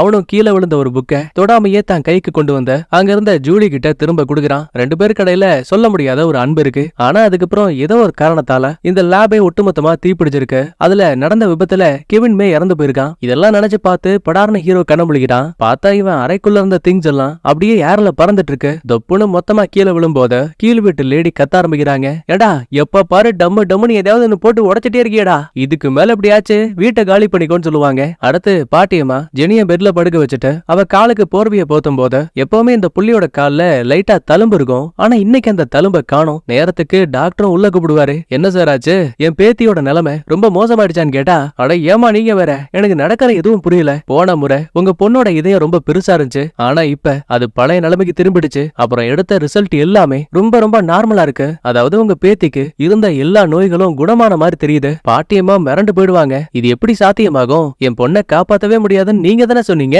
அம்மா சொன்னதெல்லாம் உண்மைதான். ஆனா ஒரு சிலருக்கு நாங்க சிகிச்சை கொடுக்கும் போதே கடவுள் அருளால மேஜிக் மாதிரி ஒரு சிலருக்கு உடம்பு மொத்தமா குணமாகும். இதெல்லாம் கடவுளோட செயலாத்தான் இருக்கும். இதை கேட்டு பாட்டியம்மா சந்தோஷத்துல துள்ளி குதிக்க, அதுக்கப்புறம் இவங்களோட பாலிய நண்பர் சாய் அப்படின்னு ஒரு ஆள் இருக்காரு, அவருக்கு கால் பண்ணுவாங்க. ஆனா அந்த மனுஷன் போனை எடுக்கல. நேரம் போக நைட்டு கேடி பையனும் கண்ணாடிக்காரனும் ஒன்னா உட்காந்து குடிச்சுக்கிட்டு, ஒன்னாலதான்டா அந்த ஹீரோயின் சொன்ன பிளானுக்கெல்லாம் நான் சரி சரின்னு சம்மதிச்சேன், நீங்க எல்லாம் எதுக்கும் ஆக மாட்டீங்க, உதவாக்கறன்னு திட்டிட்டு அங்கிருந்து கிளம்பும் போது கேடி பையனுக்கு கோவம் தாங்கல. இவ குடிச்சுக்கிட்டு இருந்த அந்த டின்ன கையில எடுத்தவன், யார பாத்துறா உதவாக்கறன்னு சொல்றேன்னு கோவத்துல வீசுவான் பாருங்க. அங்க இருக்கிற செவுத்துக்குள்ள ஒரு ஓட்டையை போட்டு போயிடுச்சு. ஆத்தாடி, நமக்குள்ள என்ன இவ்வளவு பலமானு இவன் வாய பொழகுறான். ஆனா இது எதுவுமே தெரியாத நம்ம கண்ணாடிக்காரன் வீட்டுக்கு வந்ததுமே பொண்டாடிக்காரி, ஏங்க உங்க அம்மா பிறந்த நாளுக்கு பேங்காக் போலான்னு சொன்னமே, அதுக்கு ஓகே சொல்லிட்டாங்களா, அவங்களுக்கு எதுவும் கோவம் இல்லையே. இல்லம்மா பரவாயில்ல, அவங்களுக்கு தான் வயசாயிடுச்சுல்ல, இன்னொரு தடவை போய்க்கலான்னு போய் சொல்லும் போது அடுத்த செகண்டே இந்த பயலோட கை அப்படியே ஃப்ரிட்ஜோட டோர்ல ஒட்டிக்கிச்சு. திரும்ப கையை எடுக்க பாக்குறான், இவனால முடியல. சரி இங்கதான் இந்த பஞ்சாயத்துன்னு பார்த்தா கேடி பையன் வீசின டின்னு ஒரு பக்க செவுத்துல இருந்து மறுபக்க செவுறு வரைக்கும் போயிட்டு அங்க இன்னும் பெரிய ஓட்டைய போட்டு வச்சிருக்கு. உண்மையாவே தனக்கு என்ன ஆச்சுன்னு புரியாம இவனுங்க ரெண்டு பேருமே இப்ப மண்டைய போட்டு பிச்சிட்டு இருக்கானுங்க. அடுத்து பாட்டியம்மா ஹீரோயினுக்கு தடபுடலாம் விருந்தெல்லாம் வச்சு, இந்த பாருமா டாக்டர் கிட்ட இப்பதான் பேசினேன், உனக்கு இருந்த நோய் எல்லாம் ஏதோ மேஜிக் மாதிரி சரியாயிடுச்சான். பாட்டி உண்மையாவா சொல்றீங்கன்னு ஷாக் ஆகுறா. அது மட்டும் கிடையாது, இப்ப நான் உனக்கு தேவையான எல்லா பணத்தையும் கொடுக்குறேன், உனக்கு பிடிச்ச இடம் எல்லாத்தையும் சுத்தி பார்த்துட்டு வா. ஐயோ இவ்வளவு நல்லவங்களா இருக்கீங்களே, கொடுங்க கொடுங்க பணத்தை கொடுங்க. வெயிட் பண்ண, அதுக்கு முன்னாடி ஒரு சின்ன கண்டிஷன். சின்ன வயசுல அடக்க உடகமா என்ன சொன்னாலும் பொறுமையா கேட்ட புள்ள, இப்ப அதே ஜெனி எனக்கு வேணும். சரியா 30 நாளைக்கு நல்ல புள்ளியா நடந்துகிட்டா அப்பதான் உனக்கு பணம் கிடைக்கும் சொல்லுவாங்க. இன்னைக்கு முதல் நாள், ஒழுங்கா இது எல்லாத்தையும் சாப்பிடுன்னு சொல்ல சிரிச்சுக்கிட்டே ஹீரோயினும் சாப்பிட ஆரம்பிக்கிறாங்க. அடுத்து கிச்சனுக்கு வந்தவ, குப்பை கடங்குல இருந்த நம்ம எப்படி டனலுக்கு போனோம், வெளியில இருந்த லேடி எப்படி அந்த இடத்த மங்கோலிய காடுகள்னு சொன்னாங்க, ரெண்டாவதா சைனீஸ் பீப்புளை எப்படி பார்த்தோன்னு அதையும் யோசிச்சுட்டு இருக்கா. பின்னாடி நம்ம கேடி பையன் வேற தான் பலத்தை சோதிச்சு பாக்கலான்னு வெங்காயம் வெட்டுற டேபிள்ல குத்துறான். குண்டாவெல்லாம் மொத்தமா கவுந்து வெங்காயம் இவன் மூஞ்சில ஒட்டிக்கிச்சு. அதாவது இப்ப இவன் பவர்ஸ் எதுவுமே ஒர்க் ஆகல. அப்ப நேரத்துக்குன்னு அந்த இடத்துக்கு ஹீரோ வருவான். ஜெனிய பார்த்து, இங்க பாரு, அன்னைக்கு நான் உன்னை பார்க்கும் போது கண்டிப்பா நீ இறந்து போயிட்ட, அதுல எந்த ஒரு மாற்றமும் இல்ல. இப்ப என்னையா சொல்ல வர, நான் செத்து போயிருக்கேன், அதுக்கப்புறம் எனக்கு திரும்ப உயிர் வந்திருக்குங்கிறியா? நீ நம்பினாலும் நம்பலனாலும் அதான் உண்மை. இந்த பாருமா, நீ நல்லா இருக்கியா இல்லையான்னு பாத்துட்டு போக தான் இங்க வந்தேன்னு ஹீரோ அங்க இருந்து கிளம்பிடுவான். அப்பதான் கேடி பையனுக்கு ஒரு விஷயம் கிளிக் ஆகுது. ஏமா ஜெனி, அன்னைக்கு உன்னை கடத்திட்டு போய் வீடியோ எடுத்தாலையா, அப்போ ஒரு ஆர்வத்துல கேமராவை அங்கேயே போட்டு வந்துட்டோம். அட பாவி, அது மட்டும் என் பாட்டி அம்மாவுக்கு தெரிய வந்துச்சு, முதல்ல நானே போய் கேமராவை கொண்டு வரேன்னு ஹீரோயின் கிளம்புறாங்க. ஆனா பாருங்க, ஹீரோனுக்கே தெரியாம அவளை ஃபாலோ பண்ண ஆரம்பிக்கிறான். நம்ம கண்ணாடிக்காரன் கை வேற திடீர்னு நார்மல் ஆகுது, திடீர்னு பார்த்தா ஒட்டிக்குது. அடுத்து ஹீரோனை ஃபாலோ பண்ண ஹீரோ நம்ம ஹீரோனுக்கு உண்மையாவே சூப்பர் பவர் இருக்கதாலதான் இவளுக்கு திரும்ப உயிர் வந்திருக்குன்னு நம்புறான். ஏன்னா ஹீரோவுக்குமே பவர்ஸ் இருக்குல்ல. அது மட்டும் இல்லாம ஹீரோவோட சின்ன வயசு ஃப்ரெண்டு அந்த கெவினுக்கு உண்மையாவே எப்பவுமே துடிக்கக்கூடிய இதயம், அதாவது எட்டர்னல் லைஃப் இருந்துச்சு. அவனை போலவே ஹீரோனுக்கும் பவர்ஸ் இருக்குமோங்கிற சந்தேகத்துல ஒரு முறை இவளை சாகடிச்சா அது கன்ஃபார்ம் ஆயிடுங்கிறதுக்காக அசந்த டைம்ல ஒரு பூந்தொட்டிய தலையில தள்ளிவிட பாப்பான். ஆனா கடைசி நிமிஷத்துல ஹீரோயின் இவனை பாத்துருவா. சம்பந்தமே இல்லாம ஹீரோ இதுக்காக நம்மள ஃபாலோ பண்றான்னு பயந்துகிட்டு குடு குடுன்னு ஓடுவா. கொஞ்ச நேரத்துக்கு அப்புறமா பாக்கும்போது பின்னாடி ஹீரோவை காணோம். அப்பாடான்னு பெருமூச்சு விட்டு இவ குடோனுக்குள்ள போனதுமே பின்னாடியே நம்ம ஹீரோவும் அங்க வந்துட்டான். அப்ப வெளியில இருந்த ஒரு பிச்சைக்காரன் ஏற்கனவே குடோனுக்குள்ள போயிட்டு அங்க இருந்த திங்ஸ் எல்லாம் எடுத்துட்டு வந்திருப்பான் போல. அதுல ஹீரோயின் தேடி வந்த அந்த கேமராவும் இருக்கு. நம்மளால பணத்தை கொடுத்து அந்த கேமராவை வாங்க உண்மையாவே ஹீரோயின் இறந்து போயிருக்காங்கிறத அந்த வீடியோ மூலமா கன்ஃபார்ம் ஆயிடுச்சு. இப்ப உள்ள இருக்கக்கூடிய ஹீரோயினை மொத்தமா சோழிய முடிக்கணும்னா அதுக்கு அந்த ஒட்டுமொத்த குடோனையும் இடிச்சா போதும்னு கொஞ்சம் கொஞ்சமா ஹீரோ தான் பவர்ஸை பயன்படுத்த ஆரம்பிக்கிறான். அப்ப நேரத்துக்குன்னு ஹீரோயின் கேமராவை தேடி வந்த விஷயம் தெரிஞ்சு அங்க நம்ம கண்ணாடிக்காரன் கார்ல வந்துட்டாங்க. தூரத்துல இருந்து நம்ம ஹீரோ தான் பவர்ஸ பயன்படுத்துற விஷயத்த பாத்துட்டான். உடனே ஒரு இடத்துல இவன் ஒளிஞ்சிக்க கொஞ்ச நேரத்துக்கு அப்புறமா ஹீரோயின் நின்னுகிட்டு இருந்த இடத்த ஃபுல்லாவே இடிச்சு விட்டுருவான். உள்ள பயந்து போயிருக்க ஹீரோயினும் ஐயோ சாக போறோன்னு கைய வச்சு மூடும் போது சடனா இவன் நின்னுகிட்டு இருந்த இடம் திடீர்னு பார்த்தா அது ஒரு போட்டா மாறுது. நடு கடல்ல போயிட்டு இருக்கு. இது என்னடா மாயமா இருக்குது, நாம இப்படி இங்க வந்தோன்னு இவ வாய பழகுறா. ஒரு பக்கம் கண்ணாடிக்காரனுக்கு பொண்டாட்டி கால் பண்ணி, என்னையா பூவெல்லாம் டெலிவரி பண்ணியான்னு கேட்டா, தோ இங்கதான் போயிட்டு இருக்கேன் அப்படிங்கிறான். அடுத்த செகண்டே இவன் கை போய் அதுல மண்டையில ஒட்டிக்கிச்சு. திரும்ப திரும்ப கேள்வி கேட்கும் போது இந்த பாருமா நான் ரொம்ப பிஸியா இருக்கேன் அப்புறம் பேசுறேன்னு உண்மையா சொன்னதுமே இப்ப அவனோட கிரிப் அப்படியே மறுபடியும் நார்மல் ஆயிடுச்சு. ஆனா இது என்னடா வம்பா போச்சு. என்ன ஹீரோ இப்ப என்ன பண்றான்னு பாக்கும்போது இடிஞ்சு போன இடத்த ஃபுல்லாவே ஒன்பை ஒன்னா தூர் வாரிட்டு இருக்கான். ஏன்னா உள்ள ஹீரோனை தேடிட்டு இருக்கான். இந்த விஷயத்த பார்க்கக்கூடியது கண்ணாடிக்காரன் மட்டும் கிடையாது, தூரத்துல இருந்த மார்க்குமே கவனிக்கிறான். 3972 நீ இன்னும் இங்கதான் இருக்கியா, உன்னை விடமாட்டேன்னு டைலாக் பேசிட்டு இருக்கான். அடுத்த ஹீரோ சல்லடை போட்டு சலிச்சாலும் கூட அங்க நம்ம ஹீரோயினை காணோம். அடுத்த ஹீரோனை காட்டுறாங்க. போட்ல இருக்கவள அங்க இருக்கிற வேலைக்காரனுங்க பார்த்துட்டு துப்பாக்கி முடையில லாக் பண்ணுவானுங்க. யாரு நீ, கடத்தல்காரியா, எப்படி எங்க போட்டுக்கு வந்தானே கண்ணை வச்சு அவனுங்க சுட பயத்துல இவ கண்ணை மூடும் போது ஒரு தோட்டா இவ ட்ரெஸ்ஸ தொலைச்சுக்கிட்டு போகுது. மீதி தோட்டாக்கள் உடம்புல பறதுக்குள்ளேயே அந்த இடத்தை விட்டு மறைஞ்சு திரும்ப ஹீரோ இருந்த அதே லொகேஷனுக்கே வந்துருவா. இத கண்ணுக்கு நேரா நம்ம கன்னடக்காரன் பார்த்து ஹீரோனுக்கு பவர் இருக்க விஷயத்த கன்ஃபார்ம் பண்ணிக்கிறான். ஒரு பக்கம் பாட்டி அம்மாவோட ஃப்ரெண்டான சாய் அவரை இந்த சயின்டிஸ்டும் தான் அல்ல கைகளோட போய் பாக்குறாரு. கட் பண்ண ஒரு சின்ன பிளாஷ்பேக். ஒரு வயசான ஆளு வீல் சேர்லயே தான் வாழ்க்கையை ஓட்டுனவரை சரியா 20 வருஷத்துக்கு முன்னாடி நம்ம சயின்டிஸ்ட் சிறைக்குள்ள இருந்திருப்பான். ஏன்னா குழந்தைகளை வச்சு ஆராய்ச்சி பண்ணதால இவனை கைது பண்ணிருப்பாங்க. அப்ப அங்க வந்த இந்த பெரியவரு, ஏண்டா தம்பி நீ குழந்தைகளை வச்சு நிறைய ஆராய்ச்சிகளை பண்ணிருக்க, அவங்களுக்கு சூப்பர் பவர்ஸை கொடுத்திருக்க, ஆனா நான் கேள்விப்பட்ட வரைக்கும் எட்டர்னல் லைஃபோட ஒரு குழந்தைய நீ உருவாக்கணும்னு எனக்கு தெரியும், அதாவது மரணம் இல்லாத குழந்தை. ஒருவேளை அந்த குழந்தைய கண்டுபிடிச்சு எனக்குள்ள இருக்க நோயை குணப்படுத்த முடியும் அப்படின்னா உன்னை இந்த ஜெயில விட்டு நான் வெளியில கொண்டு வரேன், என்ன இந்த டீலுக்கு உனக்கு ஓகேவான்னு கேட்டா யோசிக்காம சயின்டிஸ்டும் சரின்னு சம்மதிக்கிறான். அதுக்குன்னு இவங்க ரெண்டு பேருமே யாரோ ஒருத்தர்லாம் கிடையாது, இவங்களுக்கு ஏற்கனவே பழக்கம் இருக்கு. 20 வருஷத்துக்கு முன்னாடி குழந்தைகளை வச்சு பண்ண ஆராய்ச்சியில இந்த பெரியவருமே ஒரு முக்கியமான பங்கு வகிச்சிருப்பாரு. ஏன் அதை விட பெரிய ட்விஸ்ட், நம்ம ஜெனியோட பாட்டி இருக்காங்க பாருங்க, அவங்களுமே இந்த ஆராய்ச்சிக்காக பணத்தை கொடுத்திருப்பாங்க. மொத்தமா குரூப் போட்டோலயே கும்முன் இருக்காங்க பாத்தீங்களா. இங்க சீன் கட் ஆனதுமே ஹீரோ இருக்க லொகேஷனுக்கு ஹீரோயின் வந்திருப்பா இல்லையா. இந்த முட்டா பீஸ கொல்ல வந்ததே இந்த ஹீரோன் கூட தெரியாம அவன் கிட்ட போயிட்டு தோல்ல கைய வைப்பா. பயந்து போனவன் தன் பவர்ஸ வச்சு ஏர்ல பறக்க விட்டுருவான். கட் பண்ணா வெளியில போட மார்க்கு திரும்ப வந்திருக்கான். அப்பதான் சந்தேகத்துல ஜூலி, ஆமா இவ்வளவு நாள் இல்லாம இதுக்காக நம்ம அப்பா அதாவது சயின்டிஸ்ட் எதுக்கு இவ்வளவு இம்பார்ட்டன்ட் கொடுக்குறாரு, அதெல்லாம் நமக்கு தேவையில்லை. நம்மளை பொறுத்த வரைக்கும் எப்படியாச்சும் மரணம் இல்லாத அந்த குழந்தையை தேடி கண்டுபிடிக்கணும். அப்பதான் நம்ம உடம்புக்குள்ள இருக்க பிரச்சனைகளுக்கு ஒரு முடிவு கிடைக்கும். கூடவே மார்க் 3972 அதாவது ஹீரோ பார்த்த விஷயத்த சொல்லும் போது அப்புறம் எதுக்கடா வெயிட் பண்ற, உடனே அவனை இங்க கொண்டு வான்னு சொல்லி அனுப்பி வைக்கிறாங்க. ஒரு பக்கம் ஹீரோயின் மறுபடியும் கண்ண முழிக்கும் போது இவ கேடி பையன் வீட்டுல இருக்கா. தனக்கு இப்போ வரைக்கும் நடந்த விஷயத்தையும் ஹீரோ தன்னை தூக்கி காத்துல வீசின விஷயத்தையும் சொல்லுவா. பதிலுக்கு அவன் டின்ன தூக்கி போட்டு செவுத்துல ஓட்டைய போட்டிருப்பான்ல அந்த பவர்ஸ பத்தி சொல்லுவான். இதே டைம்ல ஹீரோ யாருக்கோ கால் பண்ணி என் வேலையை முடிக்க போறேன், சரியான டைம் வரும்போது நானே கூப்பிடுறேன்னு ஒரு சின்ன வாய்ஸ் அனுப்பி வைக்கிறான். ஆனா யாருக்குங்கிறத தெளிவா காட்டல. அடுத்து ஹீரோயினும் கேடி பையனும் கண்ணாடிக்காரனை பார்க்க வந்திருக்காங்க. வழக்கம் போல அந்த பயலோட கை அங்க இருக்க ஜாடியில ஒட்டிக்குது. வந்த ஹீரோயினும் இந்த பாரு எங்களுக்கு ஏதோ ஒன்னு ஆயிருக்கு, என்னால ஒரு இடத்துல இருந்து இன்னொரு இடத்துக்கு மின்னல் வேகத்துல மறைஞ்சு திரும்ப வர முடியுது. அப்புறம் நம்ம கேடி பையன் இருக்கானே அவனுக்கு ஏதோ சூப்பர் பவர் கிடைச்சிருக்குடா, அவனுக்குள்ள இப்ப அவ்வளவு பலம் இருக்கு, அதே மாதிரி உனக்கு ஏதாவது மாற்றம் வந்துச்சான்னு கேட்டா இல்லன்னு போய் சொல்லுவான். அடுத்த செகண்டே அந்த பயலோட கால் அப்படியே லாக் ஆயிடுச்சு. முன்னாடியும் போக முடியாம பின்னாடியும் வர முடியாம உடம்பு அப்படியே ஆடுது. யோ என்ன ஆச்சு உனக்கு, தரையோட ஒட்டிக்கிட்டியா என்ன? ஓஹோ இப்பதான் புரியுது, அப்படின்னா இதான் உனக்குள்ள இருக்க பவர்ஸா? அந்த பக்கமும் இந்த பக்கமும் அந்த பயல ஆட்டி விளையாடிட்டு இருக்கானுங்க. கூடவே ஹீரோன் கிட்ட இந்த மாதிரி ஹீரோ உன்ன கொஞ்சம் விட்டுருந்தா கொலை பண்ணிருப்பான், உனக்கு அது கூட தெரியல, நீ ஒரு முட்டாள் உதவாக்கறன்னு திட்டுவான். அப்படின்னா ஹீரோவை பார்த்தா கண்டிப்பா நமக்கு ஏதாவது ஒரு விஷயம் தெரிய வரும்னு நேரா கிளம்பி நம்ம ஆளு ஹீரோ கிட்ட வருவா. யோ உங்ககிட்ட ஒண்ணு பேசணும், என் கூட வான்னு சொல்லுவா. இவன் வரமாட்டான். அதுக்கப்புறம் அவன் எங்க போனாலும் பின்னாடியே துரத்தி போயிட்டு ஒரு கட்டத்துல அவனை காருக்குள்ள ஏத்திடுவானுங்க. கட் பண்ண இதே டைம்ல நம்ம பாட்டியம்மா இருக்காங்கல்ல, அவங்களுக்கு சாய் இறந்து போயிட்டாரு அப்படிங்கிற செய்தி கிடைச்சிருக்கு. உடம்ப செக் பண்ணி பார்க்கும்போது அவரோட கழுத்துல காயம் ஏற்பட்டிருக்கு, தன்னைத்தானே குத்திக்கிட்டு இறந்து போயிட்டாராம். பாட்டியம்மாவுக்கு தெளிவா தெரியுது சாய் தற்கொலை பண்ணி சாகிற அளவுக்கு முட்டாள் கிடையாது. கட் பண்ணா பிளாஷ்பேக்ல சயின்டிஸ்ட் தான் அல்ல கைகளோட உள்ள வந்தவன் ரோசா மூலமா சாயோட மைண்ட கண்ட்ரோல் பண்ணி அவர் மனசுக்குள்ள இருக்க உண்மைகளை வாங்க பார்த்திருக்கான். அதாவது இவங்க தேடி வந்தது மரணமில்லா குழந்தை. இப்ப அந்த கெவின் எங்க இருக்கான் யாருகிட்ட இருக்கான்னு கேட்கும் போது நம்ம பாட்டியம்மாவோட பேரை சொல்லுவான். அடுத்த செகண்டே மைண்ட கண்ட்ரோல் பண்ணி தன்னை தானே குத்திக்க வச்சு அவனோட சோலையை முடிச்சிருவா இந்த ரோசா. கட் பண்ணா பிளாஷ்பேக்ல சயின்டிஸ்ட கைது பண்ண காட்சிகள் எல்லாம் சின்ன இல்லூஷனா வந்து போகுது. இங்க கட் பண்ணா அடுத்த நாள் காலையில விடியுது. ஊருக்குள்ள நிறைய பேர் காண போயிருக்காங்க இல்லையா, சோ அது சம்பந்தமா விசாரிக்கணும்னு இந்த எட்டர்னல் சர்ச் மேல நிறைய பேர் கம்ப்ளைண்ட் கொடுத்திருப்பாங்க. சோ செக் பண்றதுக்காக குப்பை கடங்குல நம்ம ஆளுங்களை பிடிக்க வந்த போலீஸ் இருக்காங்கல்ல அதே ஆளுங்க வந்திருப்பாங்க. ஜூலி ஒவ்வொரு இடமா சுத்தி காட்டுவா, முக்கியமா பேஸ்மெண்ட் உட்பட. போலீஸ்காரங்க பார்க்கும்போது பார்க்கும்போது அந்த இடம் இயற்கை காட்சிகளா தெரிஞ்சாலும் கூட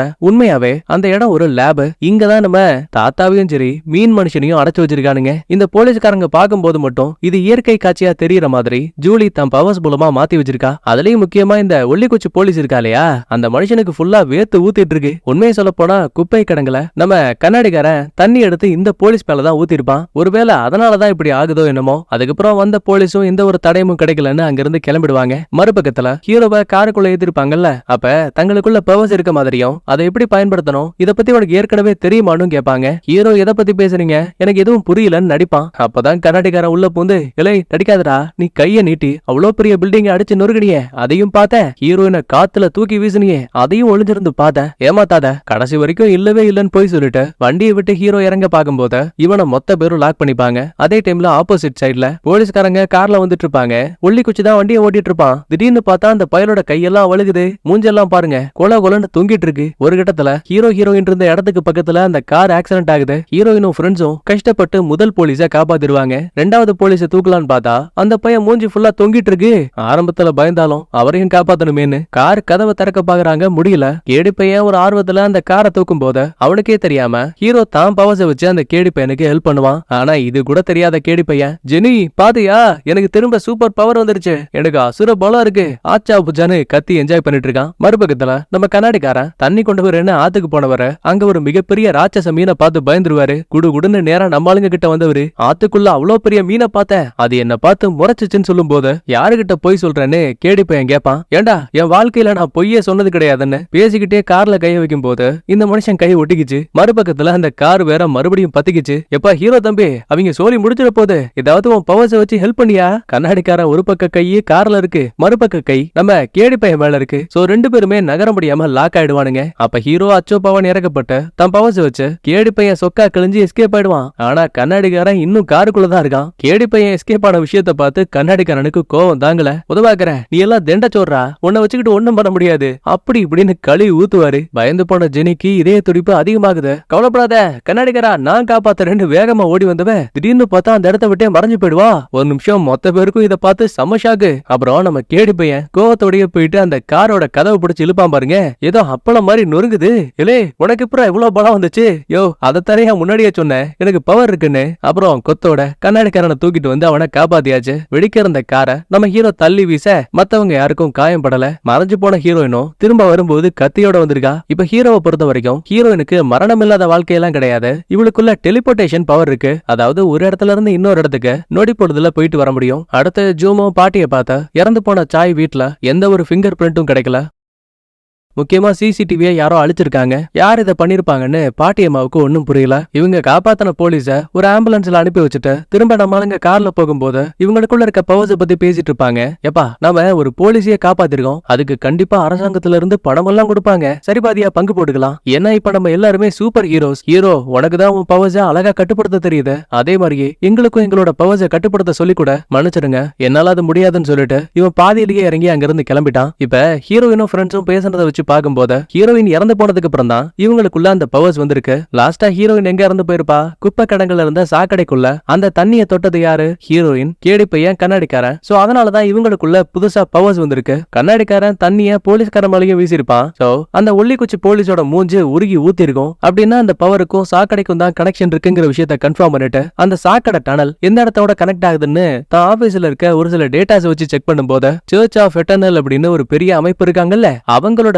பில்டிங்ஸோட இந்த டனல் போய் கனெக்ட் ஆகுது. கூடவே இதுக்கு முன்னாடி அந்த இடத்துல ஒரு லேப் இருந்த மாதிரியும் தெரியுது. ஒரு பக்கம் ஹீரோ இதை பார்த்து ஷாக் ஆக, இன்னொரு பக்கத்துல ஹீரோயினும் ஃப்ரெண்ட்ஸும் போலீஸ்க்கு என்னாச்சுன்னு பாக்குறதுக்காக ஹாஸ்பிட்டலுக்கு வரும்போது அங்க எந்த ஒரு போலீஸும் அட்மிட் ஆகலன்னு சொல்லுவாங்க. என்ன நடக்குது இங்க, நம்ம தானே அந்த போலீஸை காப்பாத்தி ஆம்புலன்ஸ்ல ஏத்தி விட்டோம், இங்க என்ன போலீஸ் வரவே இல்லைன்னு சொல்றாங்க. பார்த்தா உண்மையாவே அந்த ஆம்புலன்ஸ் இப்ப சர்ச் ஆஃப் எட்டர்னல்குள்ள போயிட்டு இருக்கு. அப்படின்னா இவனுங்க நடக்கிற உண்மைகளை வெளி உலக மக்களுக்கு தெரியாம மறைக்கிறானுங்க. ஒரு பக்கம் ஹீரோ தான் ஆபீஸை விட்டு வெளியில வரும்போது கரெக்டா அந்த இடத்துக்கு மார்க் வருவான். சொல்லுவான். சார், நீங்க வழி தவறி இங்க வந்துட்டீங்கன்னு நினைக்கிறேன். பதிலுக்கு மார்க்கும் எனக்கு அப்படி தோணல. நான் தேடி வந்தது 3972 ஒன்னதான். ஹீரோவுக்கு நம்பரை கேட்டதுமே மார்க்கும் ஒருவேளை ஆர்ஃபனேஜ்ல இருந்து தப்பிச்ச ஒரு சூப்பர் ஹீரோ சைல்டுங்கிற விஷயத்த கன்ஃபார்ம் பண்ணிக்கிறான். சண்டை போடலாமேன்னு கையை அசைக்கும் போது, இந்த பாரு தம்பி, இங்க நிறைய மக்கள் இருக்காங்க. நீ ஆரம்பிச்சா பல நூறு பேர் இறந்து போவாங்க. உனக்கு ஓகேன்னா சொல்லு, நானும் சண்டை போட தயாரா இருக்கேன். அதுக்கப்புறம் அமைதியான ஹீரோவும், நீ இன்னும் அந்த சயின்டிஸ்ட நம்பிட்டு இருக்கியா?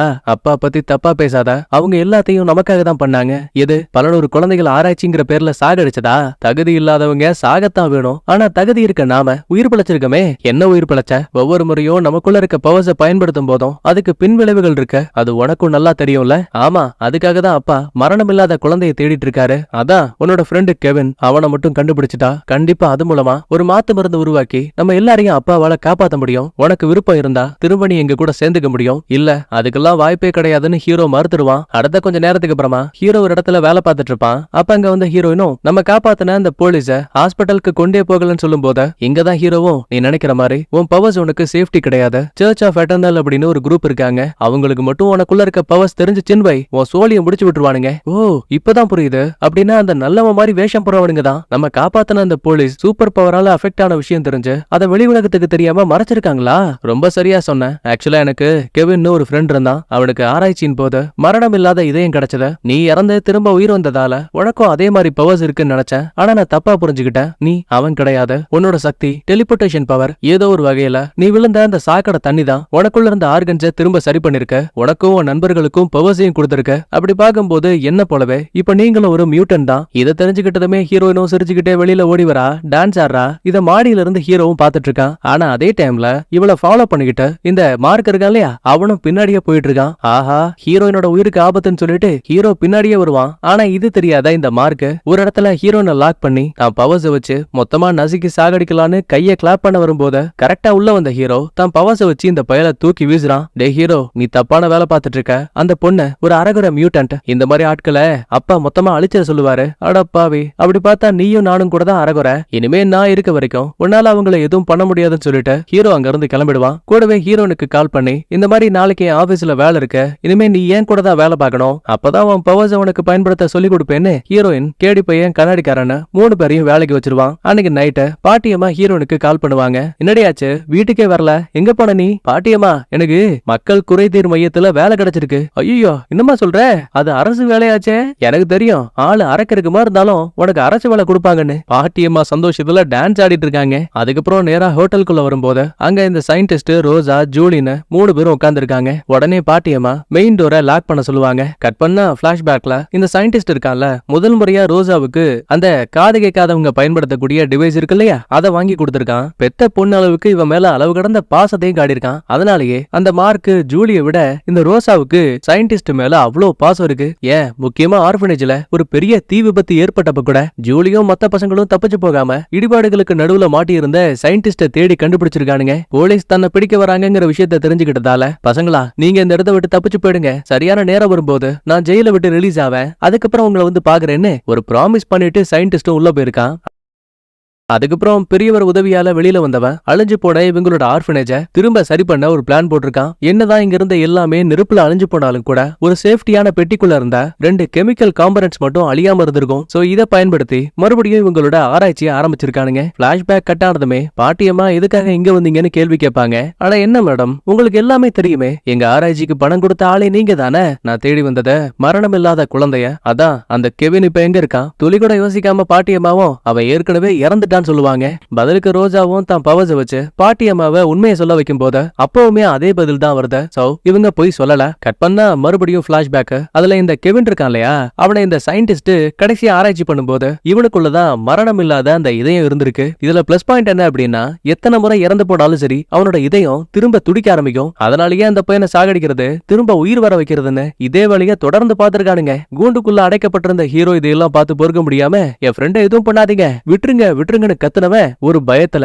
அளவுக்கு அதிகமான பவர்ஸ பயன்படுத்திடுவான். அதனால அங்க இருந்த ஒட்டுமொத்த மிஷின்ஸும் ஒன் பை ஒன்னா வெடிக்க ஆரம்பிக்குது. இது மூலமா தான் தீ விபத்து ஏற்பட்டிருக்கு. தான் ஃப்ரெண்டு கெவினை காப்பாத்ததான் ஹீரோ இவ்வளோத்தையும் பண்ணிருப்பான். ஆனா இடிபாடுகள்ல ஒரு பெரிய கல்லு அந்த பயமல விழுந்து பாவம் கெவின் அங்கேயே இறந்து போயிருக்கான். இதெல்லாம் நினைச்சு பார்த்துட்டு படார்னு பாட்டியம்மா கண்ண முழிக்க பார்த்தா இப்ப அங்க சயின்டிஸ்டும் காணோம், அல்ல கைகளையும் காணோம். வேலைக்கார லேடிஸ் மட்டும் இருக்காங்க. குழம்பி போன பாட்டியும், ஆமா இங்க இவ்வளவு நேரமா நீங்க மட்டும் தான் இருந்தீங்களா? ஆமா பாட்டி, நீங்களும் தனியா உட்கார்ந்திருக்கீங்க. ஜெனிக்கு உடம்பு சரியாயிடுச்சுன்னு கேக்கெல்லாம் பட சொன்னீங்க, என்ன இது? அப்படின்னா உண்மையாவே அந்த சயின்டிஸ்டும் அல்ல கைகளும் வந்தாங்களா இல்லையான்னு அம்மாவுக்கே ஒரு டவுட். ஒரு பக்கத்துல ஹீரோயினும் ஃப்ரெண்ட்ஸும் ஹீரோவுக்கு உதவியா சிட்டியில இருக்க குப்பைகளை கிளீன் பண்ண வந்திருப்பாங்க.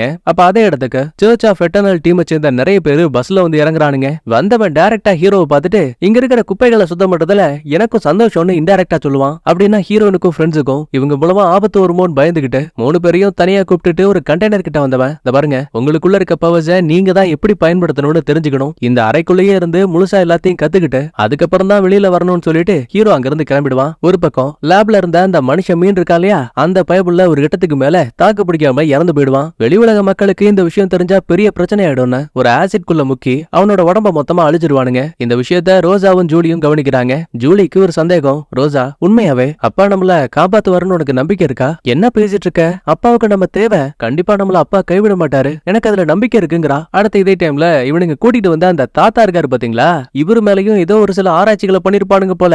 கைகளுக்குள்ள இருந்து புழுக்களா வெளியில வந்து முண்டிட்டு இருக்கு. மனுஷன் பாவம் பார்த்து பயந்துட்டு இருக்காரு. அடுத்து ஜூமோ நம்ம பாட்டியம்மாவை பார்க்க வந்திருக்கான். மிஸ்டர் சாய் வீட்ல எந்த ஒரு ப்ரூஃபும் கிடைக்காம இருக்கலாம், ஆனா நம்ம ரெஸ்டாரண்ட்டுக்கு பேக் சைடுல ஒரு சின்ன வீடியோ ஃபுட்டேஜ் இருக்குன்னு அதை பிளே பண்ணி காட்டும் போது சயின்டிஸ்டும் அல்லக்கைகளும் வந்துட்டு போன விஷயம் தெரிய வந்திருக்கு. வழியில ஹீரோயின் நிக்கிற விஷயத்தையும் பார்த்திருக்கானுங்க. இவளுக்குள்ள பவர் இருக்குன்னு தெரியும், ஆனா என்ன பவர்ஸ்னு தெரியாத. சோ சயின்டிஸ்ட் மார்க் மூலமா ஹீரோயின் கதையை முடிக்க சொல்லுவான். இறங்கி வந்தவன் ஹீரோயினை கொல்லலாம்னு நினைக்கும் போது அவ ஆல்ரெடி தனியா அங்க இருக்க போஸ்டர் பார்த்து இந்த பனி பிரதேசங்கள்ல வானத்துல அழகா ஜொலிக்கக்கூடிய அரோரா இருக்கு இல்லையா, அதை பார்க்கணும்னு திரும்ப திரும்ப புலம்பிட்டு இருக்க மார்க் இவளை கொல்ல போற நேரத்துல படார்னு புள்ள அந்த இடத்த விட்டு டெலிபோர்ட் ஆயிடுவா. இது காருக்குள்ள இருக்க மொத்த பேரும் பார்த்து மிரண்டு போயிருப்பானுங்க. அதே டைம்ல பாட்டியம்மாவும் இந்த விஷயத்தை பார்த்து ஷாக் ஆகுறாங்க. ஆனா உண்மையாவே நம்மால அரோராவுக்கு போகல, அரோரா நாடகம் நடக்கக்கூடிய ஒரு இடத்துக்கு வந்திருக்கா.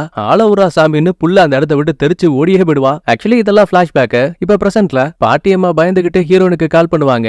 ஆனா சிக்னல் சுத்தமா கிடைக்கல, ஏன்னா இவ இருக்கிறது கண்டெய்னருக்குள்ள. சோ ஜூமோ கிட்ட உடனே ஹீரோயின் இருக்க லொகேஷனை கண்டுபிடிச்சு அவளை கூட்டிட்டு வான்னு சொல்லுவாங்க. அப்ப சம்பந்தமே இல்லாம இந்த ஜூமோ ஓகே மிஸ் கிம் நான் உடனே வேலையை பாக்குறேன்னு சொல்லுவான். இங்கதான் பாட்டியம்மாவுக்கு டவுட். எனக்கு தெரியும் கண்டிப்பா நீ ஜூமோ கிடையாதுல்ல, ஏன்னா அவன் எப்பயுமே என்ன பாட்டின்னு மட்டும் தான் சொல்லுவான், கிம்னு பேரை சொல்லவே மாட்டான். அச்சச்சோ தெரிஞ்சு போச்சான்னு சொல்லிட்டு ஜூலி தன்னோட உண்மையான உருவத்துக்கு மாறுவா. உண்மையை சொல்ல போனா ஹீரோயின் எங்க இருக்காங்கிற விஷயத்த தெரிஞ்சுக்கிறதுக்காக தான் இந்த ஜூலி இவ்வளவு நேரமா ஆக்டிங்க போட்டிருப்பா. அப்ப கூட பாட்டி அந்த சயின்டிஸ்ட நம்பாதீங்க, உங்க வாழ்க்கையவே அழிச்சிருவான்னு சொல்லுவாங்க. இதோடா என்ன பாட்டி ஆராய்ச்சிக்கு பணம் கொடுத்த ஆளே நீங்க தானே, இப்போ என்னமோ நல்லவங்க மாதிரி பேசுறீங்க. இந்த பாரு நான் பணம் கொடுத்தது உண்மை, ஆராய்ச்சிக்கு கொடுத்தனே தவிர ஒரு குழந்தையோட உயிரை எடுக்கிறதுக்காக இல்ல. அந்த சயின்டிஸ்ட் எப்ப தப்பான வேலைகளை பாக்குறான்னு தெரிஞ்சதோ அப்பவே நான் அதுல இருந்து விலகிட்டேன். கடைசியில தீ விபத்துல பாதிக்கப்பட்ட குழந்தைகளையும் பாதுகாப்பா வெளிநாடுகளுக்கு அனுப்பி வச்சேன். ஒரு சிலர் மட்டும் தான் சூப்பர் பவர்ஸோட இருந்தாங்க, அதுல நீங்களும் ஒரு சிலர். கடைசி வரைக்கும் ஜூலி புரிஞ்சுக்காம அந்த இடத்தை விட்டு கிளம்பிடுவாங்க.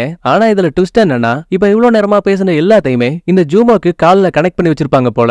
அந்த பைய தெளிவா கேட்டுட்டான். சோ ஹீரோனை காப்பாத்துறதுக்காக போயிட்டு இருக்கான். ஒரு பக்கத்துல ஹீரோ இந்த சர்ச் ஆஃப் எட்டர்னல் பீப்புள்ஸை கூட்டிட்டு சிட்டி அவுட்டருக்கு வந்திருப்பான். அங்க இருக்க குப்பைகளை கிளீன் பண்ணிட்டு இருப்பாங்க. அப்ப இந்த கேங்கோட ஹெட் எங்க தலைவருக்கு நீ ரொம்ப இடைஞ்சலா இருக்கியா, இன்னையோட சோலி முடிஞ்சு இதுக்கப்புறம் உன்னால தப்பிக்கவே முடியாதுன்னு வில்லத்தனமா பேசுவான். சார் உங்களுக்கு ஏதோ தலையில அடிபட்டு இருக்குன்னு நினைக்கிறேன், எனக்கு வேலை இருக்கு நான் கிளம்புறேன்னு ஹீரோ சொல்லும் போது சடனா அங்க இருந்த உடஞ்சு போன காரு பழைய குப்பை கூலம் எல்லாம் ஏர்ல பறக்க ஆரம்பிக்குது. முதல் வேலையா ஒரு கார் நேரா பறந்து வந்து அந்த ஹெட் மேலேயே விழுது. ரெண்டாவது கார் ஹீரோ மேல விழ வரும்போது நம்மால அதை கைய வச்சு அழக்கா தூக்கி போட்டுருவான். ஆப்போசிட்ல ஒரு அப்பாவி பொண்ணு இருப்பா, நல்ல வேலை அவன் மேலையும் விழாம அந்த காரை தாங்கி பிடிக்கிறான். இதெல்லாம் பண்றது வேற யாரும் கிடையாது, இந்த மார்க் பையன் தாங்க. 2 பேருக்கும் எக்ஸாக்டா ஒரே பவர் தான் இருக்கும். அதனால மார்க் ஃபர்ஸ்ட் காரை தூக்கி போட அதே காரை ஹீரோ திரும்ப வீசுவான். ஆனா ஒரே கிளாப்ல காரை அப்பளம் மாதிரி சப்பட்டின்னு ஆகிட்டாங்க. கண்டெய்னருக்குள்ள இருக்க நம்மாளுங்க பவர்ஸ் எப்படி ஒர்க் ஆகுதுன்னு தெரியாம கண்ணாடிக்காரன் மேல ஏறி உட்கார்ந்துருக்கான். அடி வாங்கினாதான் தனக்குள்ள இருக்க பலம் ஆக்டிவேட் ஆகும் போலன்னு கேடி பையன் அடி வாங்கி கண்ணமெல்லாம் சவுந்து போயிருக்கு. அப்புறம் நம்ம ஹீரோயினை பாருங்க, என்னடா நம்மளால மட்டும் எதுவுமே பண்ண முடியலையேன்னு இவ பயங்கரமா கோவப்பட்டு கத்தும் போது சடனா டெலிபோர்ட் ஆயிட்டு நம்ம ஹீரோ இருக்க இடத்துக்கு வந்துட்டா. வதேடே பாத்தீங்களா என் பவர் ஆக்டிவேட் ஆயிடுச்சு. அடி சண்டால பாவி இங்க இவ்வளவு பெரிய பஞ்சாயத்து போயிட்டு இருக்கு, முதல்ல எங்க இருந்து ஓடுன்னு கத்துவான். அண்ணாந்து பார்த்தா மேல ஃபுல்லா காரா இருக்கு, அதுல ஒண்ணு நம்ம ஆளு மேல விழப்பாக பயத்துல கத்தும் போது மறுபடியும் டெலிபோர்ட் ஆகி கண்டெய்னருக்கே வந்துட்டான். பயந்து போன கேடி பையன், ஜெனி நீ எங்க போனன்னு கேட்டா, இலே ஹீரோவுக்கு பஞ்சாயத்துரா, நாம எப்படியா எப்படியாச்சும் அவரை காப்பாத்தணும்னு மறுபடியும் பயந்து கத்தும் போது டெலிபோர்ட் ஆயிட்டு ஹீரோ இருக்க இடத்துக்கே வந்துட்டானுங்க. பாவம் இந்த கண்ணாடிக்காரன் மட்டும் அந்த கண்டெய்னருக்குள்ள மாட்டிக்கிட்டான். மொத்த குப்பைகளையும் மார்க்கு பையன் கொத்தா தூக்கிட்டான். தனியாலா ஹீரோ எல்லாத்தையும் தாக்கு பிடிக்க பாக்குறான். ஆனா அவனால முடியல. ஒரு கட்டத்துல கார் இவங்க மேலேயே விழ பாக்கும். அப்ப ஒரு பயத்துல ஹீரோயின் ஹீரோவை கட்டி பிடிக்க கார் மேல விழுந்துருச்சு. ஆனா ரெண்டு பேருமே அங்க இருந்து மறைஞ்சு போயிடுவாங்க. சரி, அப்ப கேடி பையனுக்கு என்னாச்சுன்னு பாக்கும்போது அவன் பாருங்க இவ்வளவு நேரமா பவரே இல்லாம இருந்தவன் இப்ப திடீர்னு அவ்வளவு பெரிய வண்டியவே அசால்ட்டா தூக்கி போறாங்க.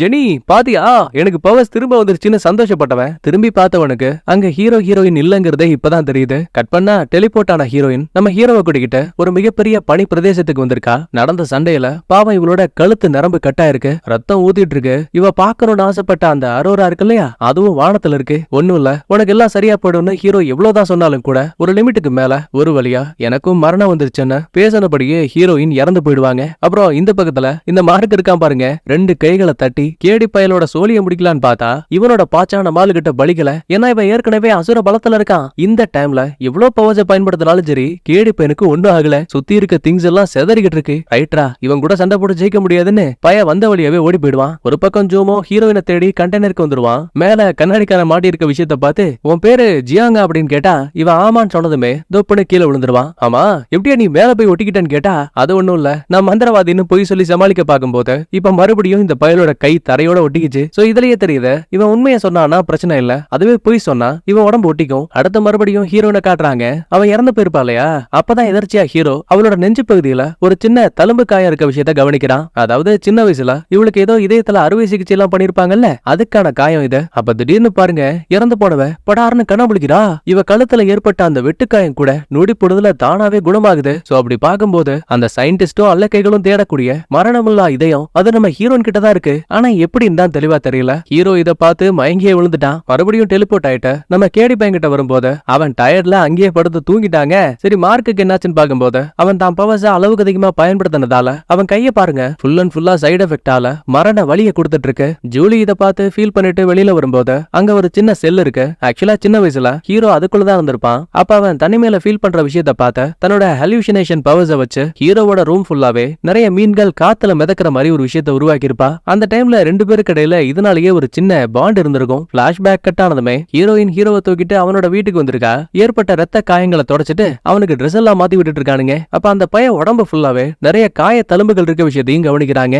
இதுக்கடையில ஜூமோ மறுபடியும் ஹீரோயினோட நம்பரை ட்ராக் பண்ணி மார்க்கு கூட சண்டை போட்ட அந்த லொகேஷனுக்கு வந்து பாக்கும்போது கண்ணா பின்னமா அந்த இடமே செதறி போய் கிடக்குது. முக்கியமா தரையில ரத்த கரைகளும் இருக்கு. ஷாக் ஆகக்கூடிய விஷயம் என்னன்னா இங்க இறந்து போன உடல்கள் ஒன்ன கூட காணும். இத பாட்டி கிட்ட சொல்லும் போது இந்த பாருப்பா, என் பேத்திக்குள்ள பவர் இருக்குங்கிற விஷயம் எனக்கு தெரியுங்கிறத நீ அவகிட்ட சொல்லக்கூடாது, எப்பாடுபட்டாச்சும் அவளை நம்ம பாதுகாத்தாகணும்னு சொல்லிட்டு இருக்காங்க. அடுத்த ஹீரோவை கவனிச்சிட்டு இருக்க ஹீரோயின் அங்க இருந்து லைட்டா நகரலாமேன்னு பாக்கும்போது தூக்கத்திலேயே அம்மா அம்மானு முடக ஆரம்பிக்கிறான். என்னை விட்டு போகாதீங்கன்னு அளவும் செய்யறான். இலை, நான் ஒன்ற அம்மா கிடையாதுடா, என்ன விடுறான்னு சொன்னா அவன் கை சட்டைய நல்லா டைட்டா பிடிச்சுக்கிறான். கூடவே அங்க திங்ஸ் எல்லாம் வேற அந்தல சிந்தலையா பறந்துட்டு இருக்கு. அதுக்கப்புறம் அந்த பையனோட கண்ணெல்லாம் தொடச்சு விட்டுட்டு நேரா பாட்டியோட வீட்டுக்கு வராங்க. போட்டுக்கிறதுக்கு கொஞ்சமா துணி எல்லாம் பேக் பண்ணிட்டு புள்ள வெளியில ஓடும்போது பாட்டியம்மா பாத்துட்டாங்க. எங்கடி போற, நில்றின்னு சொன்னா இல்ல பாட்டி எனக்கு முக்கியமான வேலை இருக்கு, நான் உங்களை அப்புறம் பாக்குறேன்னு சொல்லிட்டு ஓடி போயிடுவா. கட் பண்ணா காலையில விடியத ஹீரோவுக்கு முன்னாடி நம்மளுங்க மொத்த பேரும் ஆபீஸ்ல வந்து நிக்கிறானுங்க. ஆமா, நீங்க இங்க என்ன பண்றீங்கன்னு கேட்க, அட என்னப்பா நீயும் நானும் சம டீம், பார்த்தல அந்த மார்க்கு பையனால நம்மள எதுவுமே பண்ண முடியல. இந்த மாதிரி பேசிக்கிட்டே கேடி பையன் கூட சண்டை போடும் போது ஹீரோவுக்கு இவ்வளவு ரொம்ப பிடிச்சு போயிடுது. லைட்டா சிரிக்கிறான். இந்த விஷயத்த ஒளிஞ்சிருந்து ஜூலியும் கவனிக்கிறா. அதுக்கப்புறம் மூணு பேரையும் மறுபடியும் ஒன்னா உட்கார வச்சு அவங்களுக்குள்ள இருக்க பவர்ஸ் எப்படி ஒர்க் ஆகுதுன்னு பாக்கும்போது முதல் விஷயம், கண்ணாடிக்காரனுக்கு எப்பெல்லாம் உண்மை சொல்றானோ அப்பெல்லாம் அவன் கை ஃப்ரீயா தான் இருக்கும். அதுவே பொய் சொல்லிட்டான் அப்படின்னா அவனோட கை கம்மு மாதிரி ஒட்டிக்கும். ரெண்டாவது, நம்ம கேடி பையன் இவனை முரட்டத்தனமா யாராவது திட்டினா போதும் ரொம்ப ஃபீல் பண்ணாவே இவனுக்குள்ள அந்த சூப்பர் பவர் ஆக்டிவேட் ஆயிடும். அப்புறம் ஹீரோனுக்கு ஹார்ட் பீட் அதிகமாகணும். அப்பதான் அவ ஒரு குண்டை தூக்கி போடுவா. நீ சொல்றதெல்லாம் ஓகே தான்ப்பா, ஆனா சமீபத்துல எனக்கு மூச்சு வாங்க மாட்டேங்குது, எதை பார்த்தும் நான் பயப்பட மாட்டேங்கிறேன். அப்படி இருக்கப்ப எப்படி என் இதய துடிப்பு அதிகமாகும்? இவ பேச்சுல நம்பிக்கை இல்லாம ஹீரோவும் பேனு பயமுறுத்துவான். ஆனா அவ அசைய கூட இல்ல. போதாத நேரத்துக்குன்னு லட்சக்கணக்கான கரப்பாம்பூச்சிகள் அந்த இடம் ஃபுல்லாவே ஓட ஆரம்பிக்குது. ஹீரோவோட கண்ணுக்கு வேற அழகா மீன்கள் எல்லாம் அப்படியே காத்துல மிதக்கிற மாதிரி தெரியுது. இதை பண்ணக்கூடியது ஜூலி தான். கண்ணாடிக்காரன், கேடி பையன், ஹீரோன்னு 3 பேருக்குமே அவங்களோட உருவம் ராட்சச கரப்பாம்பூச்சி மாதிரி தெரியுது. சோ மொத்த பேரும் மாத்தி மாத்தி அடிச்சுப்பானுங்க. அப்பதான் ஹீரோ ஜூலி கிட்ட வந்தவன் எதுக்காக என்ன தேடி வந்தன்னு கேட்டா, பெருசா ஒண்ணும் இல்ல, உன்னை மிஸ் பண்ணேன்னு சொல்லுவா. ஒருவேளை நீ என் கூட இருந்திருந்தா நான் அப்பா கூட போயிருக்க மாட்டேன். எல்லாரும் ஒரு தப்பு பண்ணிட்ட, அதுக்கு காரணம் சொல்லுவாங்க. அதே மாதிரி தான் நீயும் பண்ணிட்டு இருக்க. கடைசியில ஹீரோ தான் பவர்ஸை வச்சு ஜூலியோட கழுத்தை லாக் பண்ணுவான். வழிதாங்க முடியாம அந்த புள்ளியும் அங்கிருந்து பயந்து ஓடி போயிடுவா. அன்னைக்கு நைட்டு ஹீரோ சோகத்துல உட்கார்ந்து இருக்கும் போது பக்கத்துல வந்த ஹீரோயினும், ஆமா அன்னைக்கு நான் உண்மையாவே இறந்து போயிட்டேனா என்ன? இங்கதான் ஹீரோ ஒரு பெரிய குண்டு தூக்கி போடுவான். ஆக்சுவலா சின்ன வயசுல எனக்கு கெவின் ஒரு ஃப்ரெண்ட் இருந்தான். அவனுக்குள்ள மரணமே இல்லாத இதயம் இருந்தது. ஆக்சுவலா அதத்தான் அந்த வில்லன்ஸ் எல்லாம் தேடிட்டு இருக்காங்க. உன்னை முதல் முறையா பார்க்கும்போது உனக்குள்ள அந்த இதயம் இருக்குமோன்னு சந்தேகப்பட்டாலும் கூட நீ கெவின் கிடையாது. சோ மேல அந்த சந்தேகத்தை அதனாலேயே விட்டுட்டேன். ஆனா இப்ப எனக்கு கன்ஃபார்மா தெரியும், உனக்குள்ளதான் அந்த கெவினோட இதயம் இருக்கு. இல்ல எனக்கு புரியல, நல்லா யோசிச்சு பாரு. சின்ன வயசுல உன் இதயத்துல ஆபரேஷன் பண்ணாங்கன்னு சொன்னல, ஒருவேளை அப்ப கெவினோட இதயத்தை உனக்கு வச்சிருக்கிறதுக்கான வாய்ப்பு இருக்கு. இதை ஏன் நான் சொல்றேன் அப்படின்னா, உன்னோட பாட்டி கிம் இருக்காங்கல்ல, அவங்க தான் 20 ஆண்டுகளுக்கு முன்னாடி அந்த வில்லன்ஸோட ஆராய்ச்சிக்கு பணமே கொடுத்தாங்க. இதை கேட்டு ஷாக்கான ஹீரோயினும் திபு திபுன்னு பாட்டி கிட்ட வந்தவ, எனக்கு 7 வயசுல ஒரு ஆபரேஷன் பண்ணதா சொன்னீங்களே, உண்மையாவே சாதாரண ஆபரேஷனா இல்லனா எனக்கு இதயத்தையே மாத்தி வச்சீங்களா? எதையும் மறைக்காதீங்க, எனக்கு எல்லா உண்மைகளும் தெரிஞ்சு போச்சு. கட் பண்ணா இங்கதான் பாட்டியமா ஒரு கதையை சொல்ல ஆரம்பிக்கிறாங்க. ஆர்ஃபனேஜ்ல ஏற்பட்ட மிகப்பெரிய தீ விபத்துல அந்த குட்டி பையன் கெவின் இருக்கான் இல்லையா, அவனோட தலையிலேயே ஒரு கல்லு விழுந்து அவனோட மூளை ஃபுல்லா டேமேஜ் ஆயிருக்கு. அந்த நேரத்துல அவன் மொத்தமா இறந்தும் போகல. அதே டைம்ல ஒழுங்கா நடமாடவும் முடியல. படுத்த படுக்கையா இருந்த அவனை வச்சிருந்தாலும் வேஸ்ட் தான். அப்பதான் இதயத்துல கோளாறு ஏற்பட்ட உன்னோட உயிரை காப்பாத்துறதுக்காக அந்த இதயத்தையே மாத்த நினைச்சோம். ஆனா அப்பவுமே ஏதோ ஒரு காரணத்தால உன்னோட இதயம் ஒழுங்கா ஒர்க் ஆகல. இப்ப ஏன் சரியா ஒர்க் ஆகுதுங்கிறதுக்கான காரணமும் எங்க கிட்ட இல்ல. அடி கிளவி, எங்கிட்ட இருந்த உண்மைகளை மறைச்சிட்டியேன்னு பயங்கரமா நம்மால புலம்ப ஆரம்பிக்கிறா. ஏன்னா இவளால ஒரு பையன் இறந்து போயிருக்கான், அவனோட இதயத்தை இவ சுமந்துட்டு இருக்கா. நான் சாக வேண்டியவ, என்ன மன்னிச்சிடு கெவின் அப்படி இப்படின்னு புலம்பனபடியே நடக்கும் போது வழியில டிரைனேஜ் எல்லாம் ஓபன்ல இருக்கு. ஆனா இவ அதை கிராஸ் பண்ணும் போது அந்த டிரைனேஜ் ஆட்டோமேட்டிக்கா மூடுது. குறுக்க ஏதாவது குச்சி இடத்துல இருந்தா கூட அதுவும் தானாவே நகருது. சடனா மழை கூட பெய்யுது. அப்பவுமே ஒரு கொடை ஏர்ல பறந்து வந்து ஹீரோயினை கவர் பண்ணுது. ஏன்னா இதையெல்லாம் பண்றது நம்ம ஹீரோ தான். யார் மூலமாச்சும் ஹீரோயினுக்கு ஆபத்து வரும்னு பயந்துகிட்டு தான் இவ கூடவே டிராவல் பண்ணிட்டு இருக்கான். அன்னைக்கு நைட்டு திரும்ப ஹீரோயின் வீட்டுக்கு வந்தவ, எனக்கு சாப்பிடணும் போல இருக்கு, வெளியில போலாமான்னு கேப்பா. சரின்னு 2 பேரும் வெளியில போய் கேக் எல்லாம் வாங்கிட்டு திரும்ப வரும்போது, கெவின் இறந்து போகாம இருந்திருந்தா உனக்கு உன் ஃப்ரெண்ட் இருந்திருப்பான், நானும் இந்த பிரச்சனைக்குள்ள வந்திருக்க மாட்டேன்னு பேசிட்டு இருப்பா. அப்ப நேரத்துக்குன்னு கேடி பையன் 2 டிஃபன் பாக்ஸ கொண்டு வந்திருக்கான். திறந்து பார்த்தா உள்ள பாட்டியம்மா ரகரகமா சாப்பாடு அனுப்பி வச்சிருக்காங்க. ஏ ஜெனி, பாட்டி கூட ஏதோ சண்டையா என்ன? அந்த அம்மா நீ சாப்பிடாம இருப்பேன்னு சொல்லிட்டு இவ்வளவு கொடுத்து அனுப்பிச்சு விட்டாங்க. பாவம் அந்த புள்ளைக்கு அழுக தாங்கல. ஏன்னா தான் பாட்டி கூட சண்டையே போட்டாலும் கூட அவங்க எல்லா வகையிலையும் இவள சரியா பாத்துக்கதான் நினைக்கிறாங்க. அதுக்கப்புறம் மனசை மாத்திக்கிட்டு நேரா பாட்டி கிட்ட வந்தவ, மன்னிச்சிருங்க பாட்டி, நீங்க அந்த பையனை கொல்லணும்னு நினைக்கல, அவனை அப்படியே விட்டுருந்தா இறந்து போயிருப்பான், அதனாலதான் அவனோட இதயத்தை எனக்கு மாத்திருக்கீங்க. இந்த உண்மையை புரிஞ்சுக்கிறதுக்கு எனக்கு கொஞ்சம் டைம் ஆயிடுச்சு. அட பரவாயில்ல விடுமா, நீ என் பேத்தி, சண்டை போடவும் சமாதானம் பண்ணவும் உனக்கு மட்டும் தான் உரிமை இருக்குன்னு அன்பு மலைய பொழிஞ்சு மறுபடியும் அட்டாச் ஆயிடுவானுங்க. அதுக்கப்புறம் பெட்டி படிக்கெல்லாம் பேக் பண்ணிக்கிட்டு ஹீரோனும் கேடி பையனும் ஹீரோவோட வீட்டுக்கு வந்துட்டானுங்க. ஏய் இங்க என்னடா பண்றீங்கன்னு கேட்டா, எப்பா எங்க பவர்ஸ இன்னும் பெட்டரா கத்துக்க ஆசைப்படுறோம், அதனாலதான் இங்க வந்து ஒன்னு டைலாக் விடுவானுங்க. காலையில கண்ணாடிக்காரனையும் கூட்டிட்டு வந்து ஜம்முன்னு சமைச்சு சாப்பிட்டுட்டு இருக்கானுங்க. அடுத்த 4 பேரும் ஒன்னா சேர்ந்து கண்டெய்னருக்கு வராங்க. இப்ப என்னதான் கேடி பையனுக்கும் கண்ணாடிக்காரனுக்கும் தான் பவர்ஸ் எப்படி பயன்படுத்தணுங்கிற விஷயம் தெரிஞ்சாலும் கூட ஹீரோனுக்கு அந்த பவர் எப்படி ஒர்க் ஆகுங்கிறது தெரியல. ஏன்னா இவளுக்கு இதயம் வேகமா துடிக்கணும்ல. அப்ப எதர்ச்சியா இவ அங்க இருந்த காஃபியை குடிச்சிடுவா. அடுத்த செகண்டே கஃபைனால இவளோட இதயம் வேகமா துடிக்க ஆரம்பிக்குது. அப்புறம் என்ன படார் படார்னு மறைஞ்சு மறைஞ்சு விளையாடிட்டு இருக்கா. சோ கஃபைன் குடிச்சா ஹீரோயினால டெலிபோர்ட் ஆக முடியுங்கிற விஷயம் தெரிஞ்சதால பாஸ்போர்ட் வீசான்னு எதுவும் இல்லாம ஒவ்வொரு நாடுகளுக்கும் பயணம் பண்ணிட்டு விதவிதமா சாப்பாடு வாங்கிட்டு வந்திருக்கா. சரியான சேட்டை பிடிச்சவளா இருக்காங்க. நம்ம ஹீரோவை கூட ஒரு கோவத்துல கடற்கரையில விட்டுட்டு ஓடி வந்துருவா. மனுஷன் செம்ம கோவத்துல திரும்ப வீட்டுக்கு வரும்போது எல்லாரும் ஒன்னா உட்காந்து சமைச்சிட்டு இருக்கானுங்க. அடி பாவி, என்ன சமைச்சிட்டு இருக்க? அது ஒண்ணும் இல்ல, உன் பர்த்டேக்காக டின்னர் ரெடி பண்ணிட்டு இருக்கேன். விளங்கிடும், நான் எப்ப பிறந்தேங்கிறது எனக்கே தெரியாது. அட ஏதோ ஒண்ணு விடுப்பா, சமைச்சிட்டேன் சாப்பிடலான்னு சொல்லிட்டு மொத்த பேரும் சமாதானம் ஆயிட்டானுங்க. அதுக்கப்புறம் வெளியில போயிட்ட ஹீரோ ஹீரோயின் மட்டும் திரும்ப வரும்போது, ஜெனி உங்ககிட்ட ஒண்ணு சொல்லணும், நீ எப்பயுமே யாரையுமே முழுசா நம்ப கூடாது. ஏன் என்ன கூட, அட என்ன வாதியார, எங்களுக்குள்ள இருக்க பவர்ஸை எப்படி பயன்படுத்தணும்னு சொல்லி கொடுத்தாலே நீங்க தான், உங்களை ஏன் நம்பாம இருக்கணும்னு இவ வெகுளித்தனமா பேசிட்டு இருக்கும் போதே படார்னு பையன் மறைச்சு வச்சிருந்த ஒரு ஊசி எடுத்து கழுத்துல இறக்கிட்டாங்க. அது மட்டும் இல்ல, அந்த எட்டர்னல் குரூப்புக்கு கால் பண்ணி ஹீரோயினை அந்த அல்லக்கைகள் கிட்ட ஒப்படைச்சிட்டாங்க. முக்கியமா ஹீரோயினுக்குள்ள இருக்க டெலிபோர்ட்டல் பவர் ஒரு இடத்துல ஆரம்பிக்குதுன்னா திரும்ப அதே லொகேஷனுக்கு வந்துருவா. இதே துடிப்பு அதிகமாச்சுன்னா அவளோட கண்ட்ரோல் அவகிட்டயே இருக்காத. இவ எதையெல்லாம் தொடராலோ அந்த பொருளையும் சேர்த்து டெலிபோர்ட் பண்ண முடியும்னு எல்லா விஷயத்தையும் தெளிவா சொல்லி அனுப்பிடுவான். முக்கியமா கஃபைன் இருக்கு இல்லையா, அதை குடிச்சா ஹீரோனுக்கு இதே துடிப்பு அதிகமாகுங்கிறத மட்டும் சொல்லாம விட்டுருவான். இதுலயே தெரிஞ்சு போச்சு நம்ம ஹீரோ அடிக்கடி கால் பேசினத அந்த சயின்டிஸ்ட் கிட்ட தாங்க. ஏன்னா ஹீரோவுக்கு தான் அம்மாவை பார்க்கணுங்கிற ஆசை அதிகம். அது சம்பந்தப்பட்ட தகவல் சயின்டிஸ்ட் கிட்ட மட்டும் தான் இருக்கும். இப்ப ஹீரோயினை கேட்ட மாதிரியே கொடுத்ததால அவனும் அதுக்கேத்த மாதிரி ஹீரோவோட அம்மா சம்பந்தப்பட்ட ஃபைல்ஸை கொடுத்துருவான். ஆனா இங்க இன்னொரு ஆப் இருக்கு. இந்த கண்ணாடிக்காரன் நடந்த எல்லா சம்பவங்களையும் எதிர்ச்சியா பாத்துருக்காங்க. ஆனா இத பத்தி வெளியில ஒரு வார்த்தை கூட சொல்லலையே. திபு திபுன்னு அங்க இருந்து பயந்து ஓடியே போயிடுவான். ஒரு பக்கம் ஜூமோ அந்த எட்டர்னல் சர்ச் இருக்கு இல்லையா, அங்க மக்களோட மக்களா உள்ள வந்தவன் நடக்கிற எல்லாத்தையும் பாத்துட்டு இருக்கான். அப்ப இந்த மார்க் இருக்கான் இல்லையா, அவன் வீல் சேர்ல உட்கார்ந்த ஒரு பையனை கடவுளோட அருளால நடக்க வைக்கிறேன்னு தான் பவர்ஸை வச்சு அவன் நடக்கிறதுக்கு சப்போர்ட் மட்டும் தான் பண்ணுவான். ஆனா சுத்தி இருக்க மக்கள் இது கடவுளோட வரம்னு நினைச்சுக்கிட்டு ஆச்சா புச்சான்னு கத்தி கொண்டாடிக்கிட்டு இருக்கானுங்க. ஒவ்வொரு முறையுமே பவர்ஸை பயன்படுத்துறதால பாவம் இந்த மார்க்கோட உடல்நிலை கொஞ்சம் கொஞ்சமா மோசமாயிட்டே இருக்கு. ரோசா அவனை பார்த்துட்டு வெளியில வரும்போது அங்க வந்து ஒரு அல்லக்கை, மேடம் நீங்க கொஞ்ச நேரத்துக்கு வெளியில வரக்கூடாது, இது ஃபாதரோட உத்தரவு. என்னன்னு புரியாம சுத்தி முத்தி கவனிக்கும் போது நிறைய செக்யூரிட்டிஸ் இருக்காங்க. எல்லாரோட கைகள்லயுமே கன் இருக்கு. கண்டிப்பா இந்த பயலுங்க ஏதோ ரகசியமா பண்றாங்கன்னு புரிஞ்சுக்கிட்டு நைனாவோட பேச்சையும் மீறி அங்க இருக்க கண்ட்ரோல் ரூமுக்கு ஓடிட்டு இருக்கா. இன்னொரு பக்கத்துல ஹீரோயினை சேஃப்டியா லேபுக்கு கொண்டு வந்துட்டானுங்க. சயின்டிஸ்ட் போய் யோசிக்காம ஹீரோயினோட கையில ஒரு சின்ன மார்க்க போடுவான். அடுத்த செகண்டே அந்த காயம் குணமாகுது. இந்த பாருங்க, நீங்க என்ன பண்ணுவீங்களோ தெரியாத, ஹீரோயின் மயக்கத்தை விட்டு கண்ணை முழிக்க கூடாது, டோஸ் அதிகமானாலும் பரவாயில்ல. இத பேசிட்டு இருக்கும் போதே படார்னு இவ கண்ணை முடிச்சிட்டாங்க.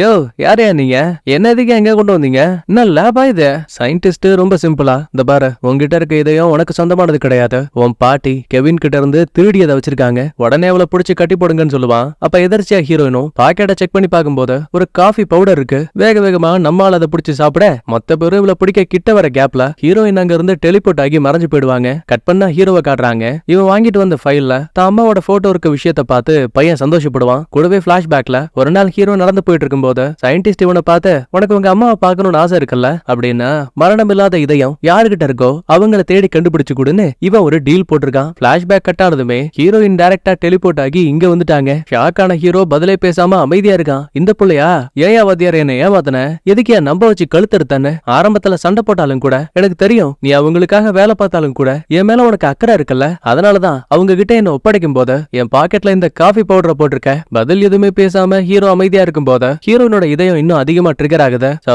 மறுபடியும் டெலிபோர்ட் ஆகி இந்த இடத்தை விட்டு மறைஞ்சு போயிடுவாங்க. அதுவும் நம்மளால திரும்ப எங்க வந்திருக்கா பாருங்க. இவ இருந்த அதே லேபுக்கு. சயின்டிஸ்ட் சும்மா இருப்பானா, மண்டையோட ஒரு அடியை போட்டு ஹீரோயினை மயங்க வச்சுட்டான். தப்பிக்க வழி இல்லாம கையெல்லாம் லாக் பண்ணிட்டானுங்க. இதயம் நிக்கவும் கூடாது, வேகமா துடிக்கவும் கூடாதுன்னு அரை மயக்கத்திலேயே நம்மளால வச்சிருக்கானுங்க. எதுக்காக என்ன இங்க கொண்டு வந்தேன்னு கேட்கும் போது, இந்த பாரு ஆராய்ச்சியால பல பேருக்கு பவர்ஸ் கிடைச்சாலும் கூட அவங்களுக்கு பின்விளைவுகளும் இருக்கு. சோ அவங்களோட உயிரை காப்பாத்துறதுக்கு உன்னோட உயிரை நீ கொடுக்க போற. ஏன்னா அவன் உயிருக்கு எந்த ஒரு மதிப்பும் கிடையாது. முக்கியமா இந்த இதயமே உனக்கு சொந்தம் கிடையாது. கொஞ்சம் நீயே சொல்லு, பல்லாயிரம் மக்கள் உயிரை காப்பாத்துறதுக்கு உன் ஒருத்தி உயிரை கொடுத்தா அது தப்புன்னு நினைக்கிறியா?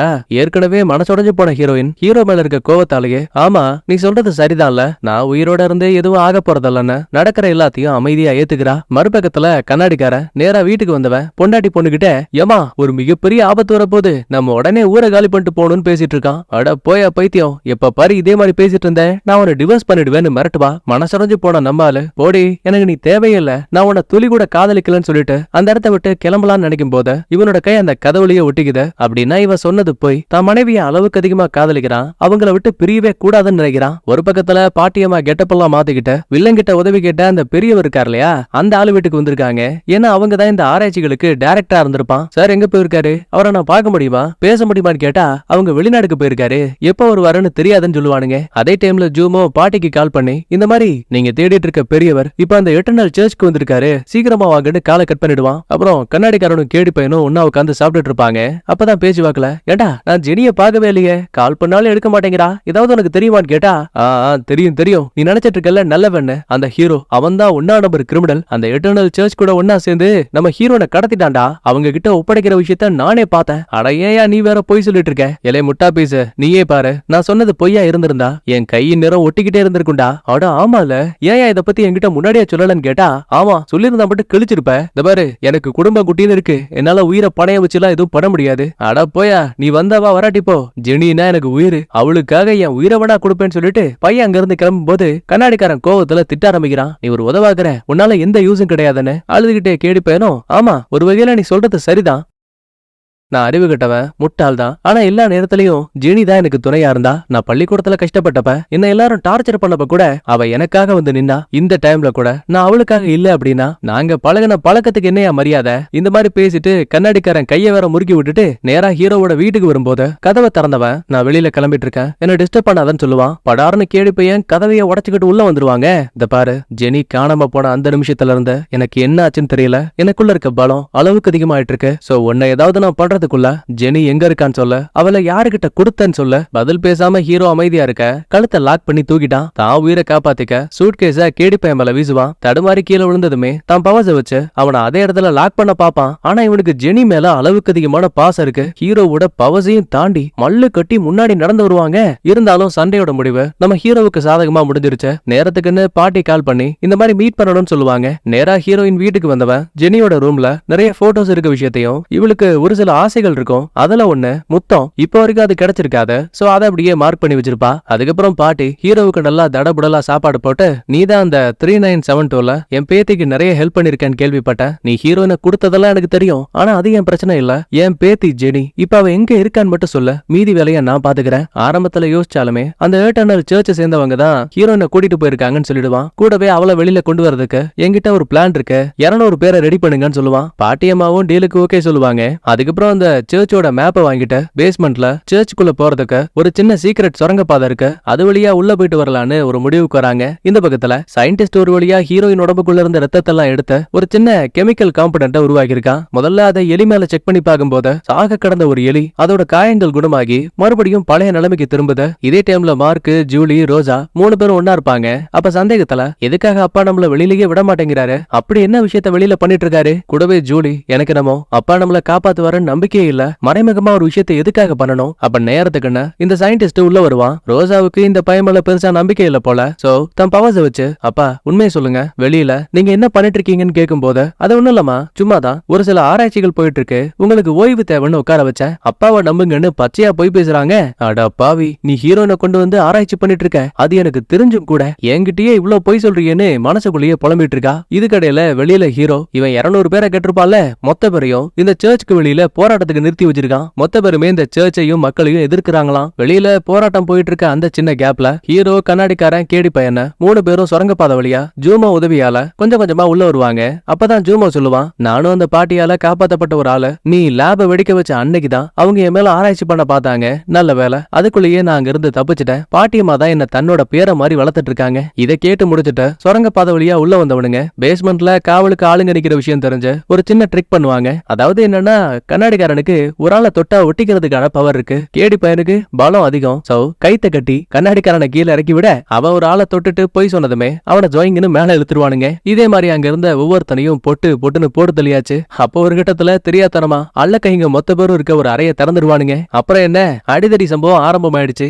ஆனா உயிருக்கு போராடின ஒரு ஆளு கடைசி நிமிஷத்துல ஜூலிக்கு கால் பண்ணி இந்த விஷயத்த கோத்து விட்டுருவான். அடுத்து ஹீரோனுக்கு என்னாச்சுன்னு பார்க்கும்போது அரை மயக்கத்துல கண்ண முடிக்கிறா. பக்கத்து பெட்ல அந்த பெரியவரை படுக்க வச்சிருக்கானுங்க. சந்தேகத்துல, யோ சயின்டிஸ்ட், என்னையா பண்ணிட்டு இருக்க, உலகத்தையும் மக்களையும் காப்பாத்த போறேன்னு என்ன இங்க கொண்டு வந்த, ஆனா இப்ப எதுக்காக இந்த ஆளை பக்கத்துல படுக்க வச்சிருக்க? பெருசா ஒண்ணும் இல்ல, உன்னோட இதயம் அவருக்கு தேவை. எது, என்னோட இதயமா? என்கிட்ட நீ என்ன சொன்ன, பல மக்கள் உயிரை காப்பாத்த என் இதயம் சொல்லிட்டு இப்ப இந்த ஒருத்தனுக்கு என் இதயத்தை கொடுக்க போறியா? இல்ல, என்னால கண்டிப்பா இவனுக்காக சாக முடியாது, அத நீ முடிவெடுக்க முடியாதுன்னு சொல்லும் போது சடனா பாருங்க அங்க இருந்த ஒட்டுமொத்த பவரும் கட் ஆகுது. கத்திரிக்கோளு, கத்தின்னு எல்லாமே அங்க இருந்த ஒவ்வொரு டாக்டர்ஸுக்கு முன்னாடி குறி வச்சு நிக்குது. வேற யாரும் இல்ல, நம்ம ஹீரோ தான் உள்ள வந்திருக்கான். கை அசைவுல உள்ள இருந்த ஹீரோனை காப்பாத்த வில்லன்ஸ் கேங்குக்கும் ஹீரோவோட கேங்குக்கும் சண்டை ஆரம்பிக்குது. ஒவ்வொருத்தரும் தான் பவர்ஸ் வச்சு பொழந்து கட்டிட்டு இருக்கானுங்க. ஆனா ஹீரோனை பாருங்க, இன்னும் அரை மயக்கத்திலேயே தான் இருக்கா. கிட்டத்தட்ட அங்க இருந்த எல்லாரையும் போட்டு தள்ளியாச்சு. அப்ப ஹீரோ கிட்ட வந்த ஜெனி, முதல்ல இங்க இருந்து வெளியில போயிட்டு அதுக்கப்புறம் மறுபடியும் வந்து எங்களுக்கு ஹெல்ப் பண்ணுன்னு சொல்லுவான். ஏன்னா இவளுக்கு டெலிபோர்டேஷன் பவரை பயன்படுத்தணும்னா அதுக்கு காஃபி தேவை. இப்ப அதுக்கு பதிலா இவளோட ஆசைகள்ல ஒண்ணு முத்தமாச்சே, அத படார்னு ஹீரோ கொடுக்க காதல் நெருப்பு பத்திக்கிச்சு. ஹார்ட் பீட் அதிகமாகி டக்குன்னு ஹீரோயின் அங்க இருந்து மறைஞ்சு போயிடுவாங்க. அப்ப நேரத்துக்குன்னு அந்த இடத்துக்குள்ள ஜூலியும் மார்க் வந்துட்டானுங்க. நேரா ஹீரோவோட வீட்டுக்கு டெலிபோர்ட் ஆன ஹீரோயின் அங்க இருக்கிற காஃபி பவுடர் எல்லாம் பாக்கெட்ல போட்டுக்கிட்டு மறுபடியும் மறைஞ்சு போற மாதிரி தெரியுது. அடுத்து ஜூலி நம்ம ஹீரோவை ஹலூசினேஷன்ல மாட்ட வச்சிருக்கா. இவனோட ஃப்ரெண்டு அந்த கெவின் இருக்கான்ல, அவன் உயிருக்கு போராடுற மாதிரியும் உன்னாலதான் நான் இறந்து போனேங்கிற மாதிரியும் ஹீரோ கிட்ட பேசி இவனோட மைண்ட மாத்திட்டு இருக்கான். இதுக்கிடையில மார்க்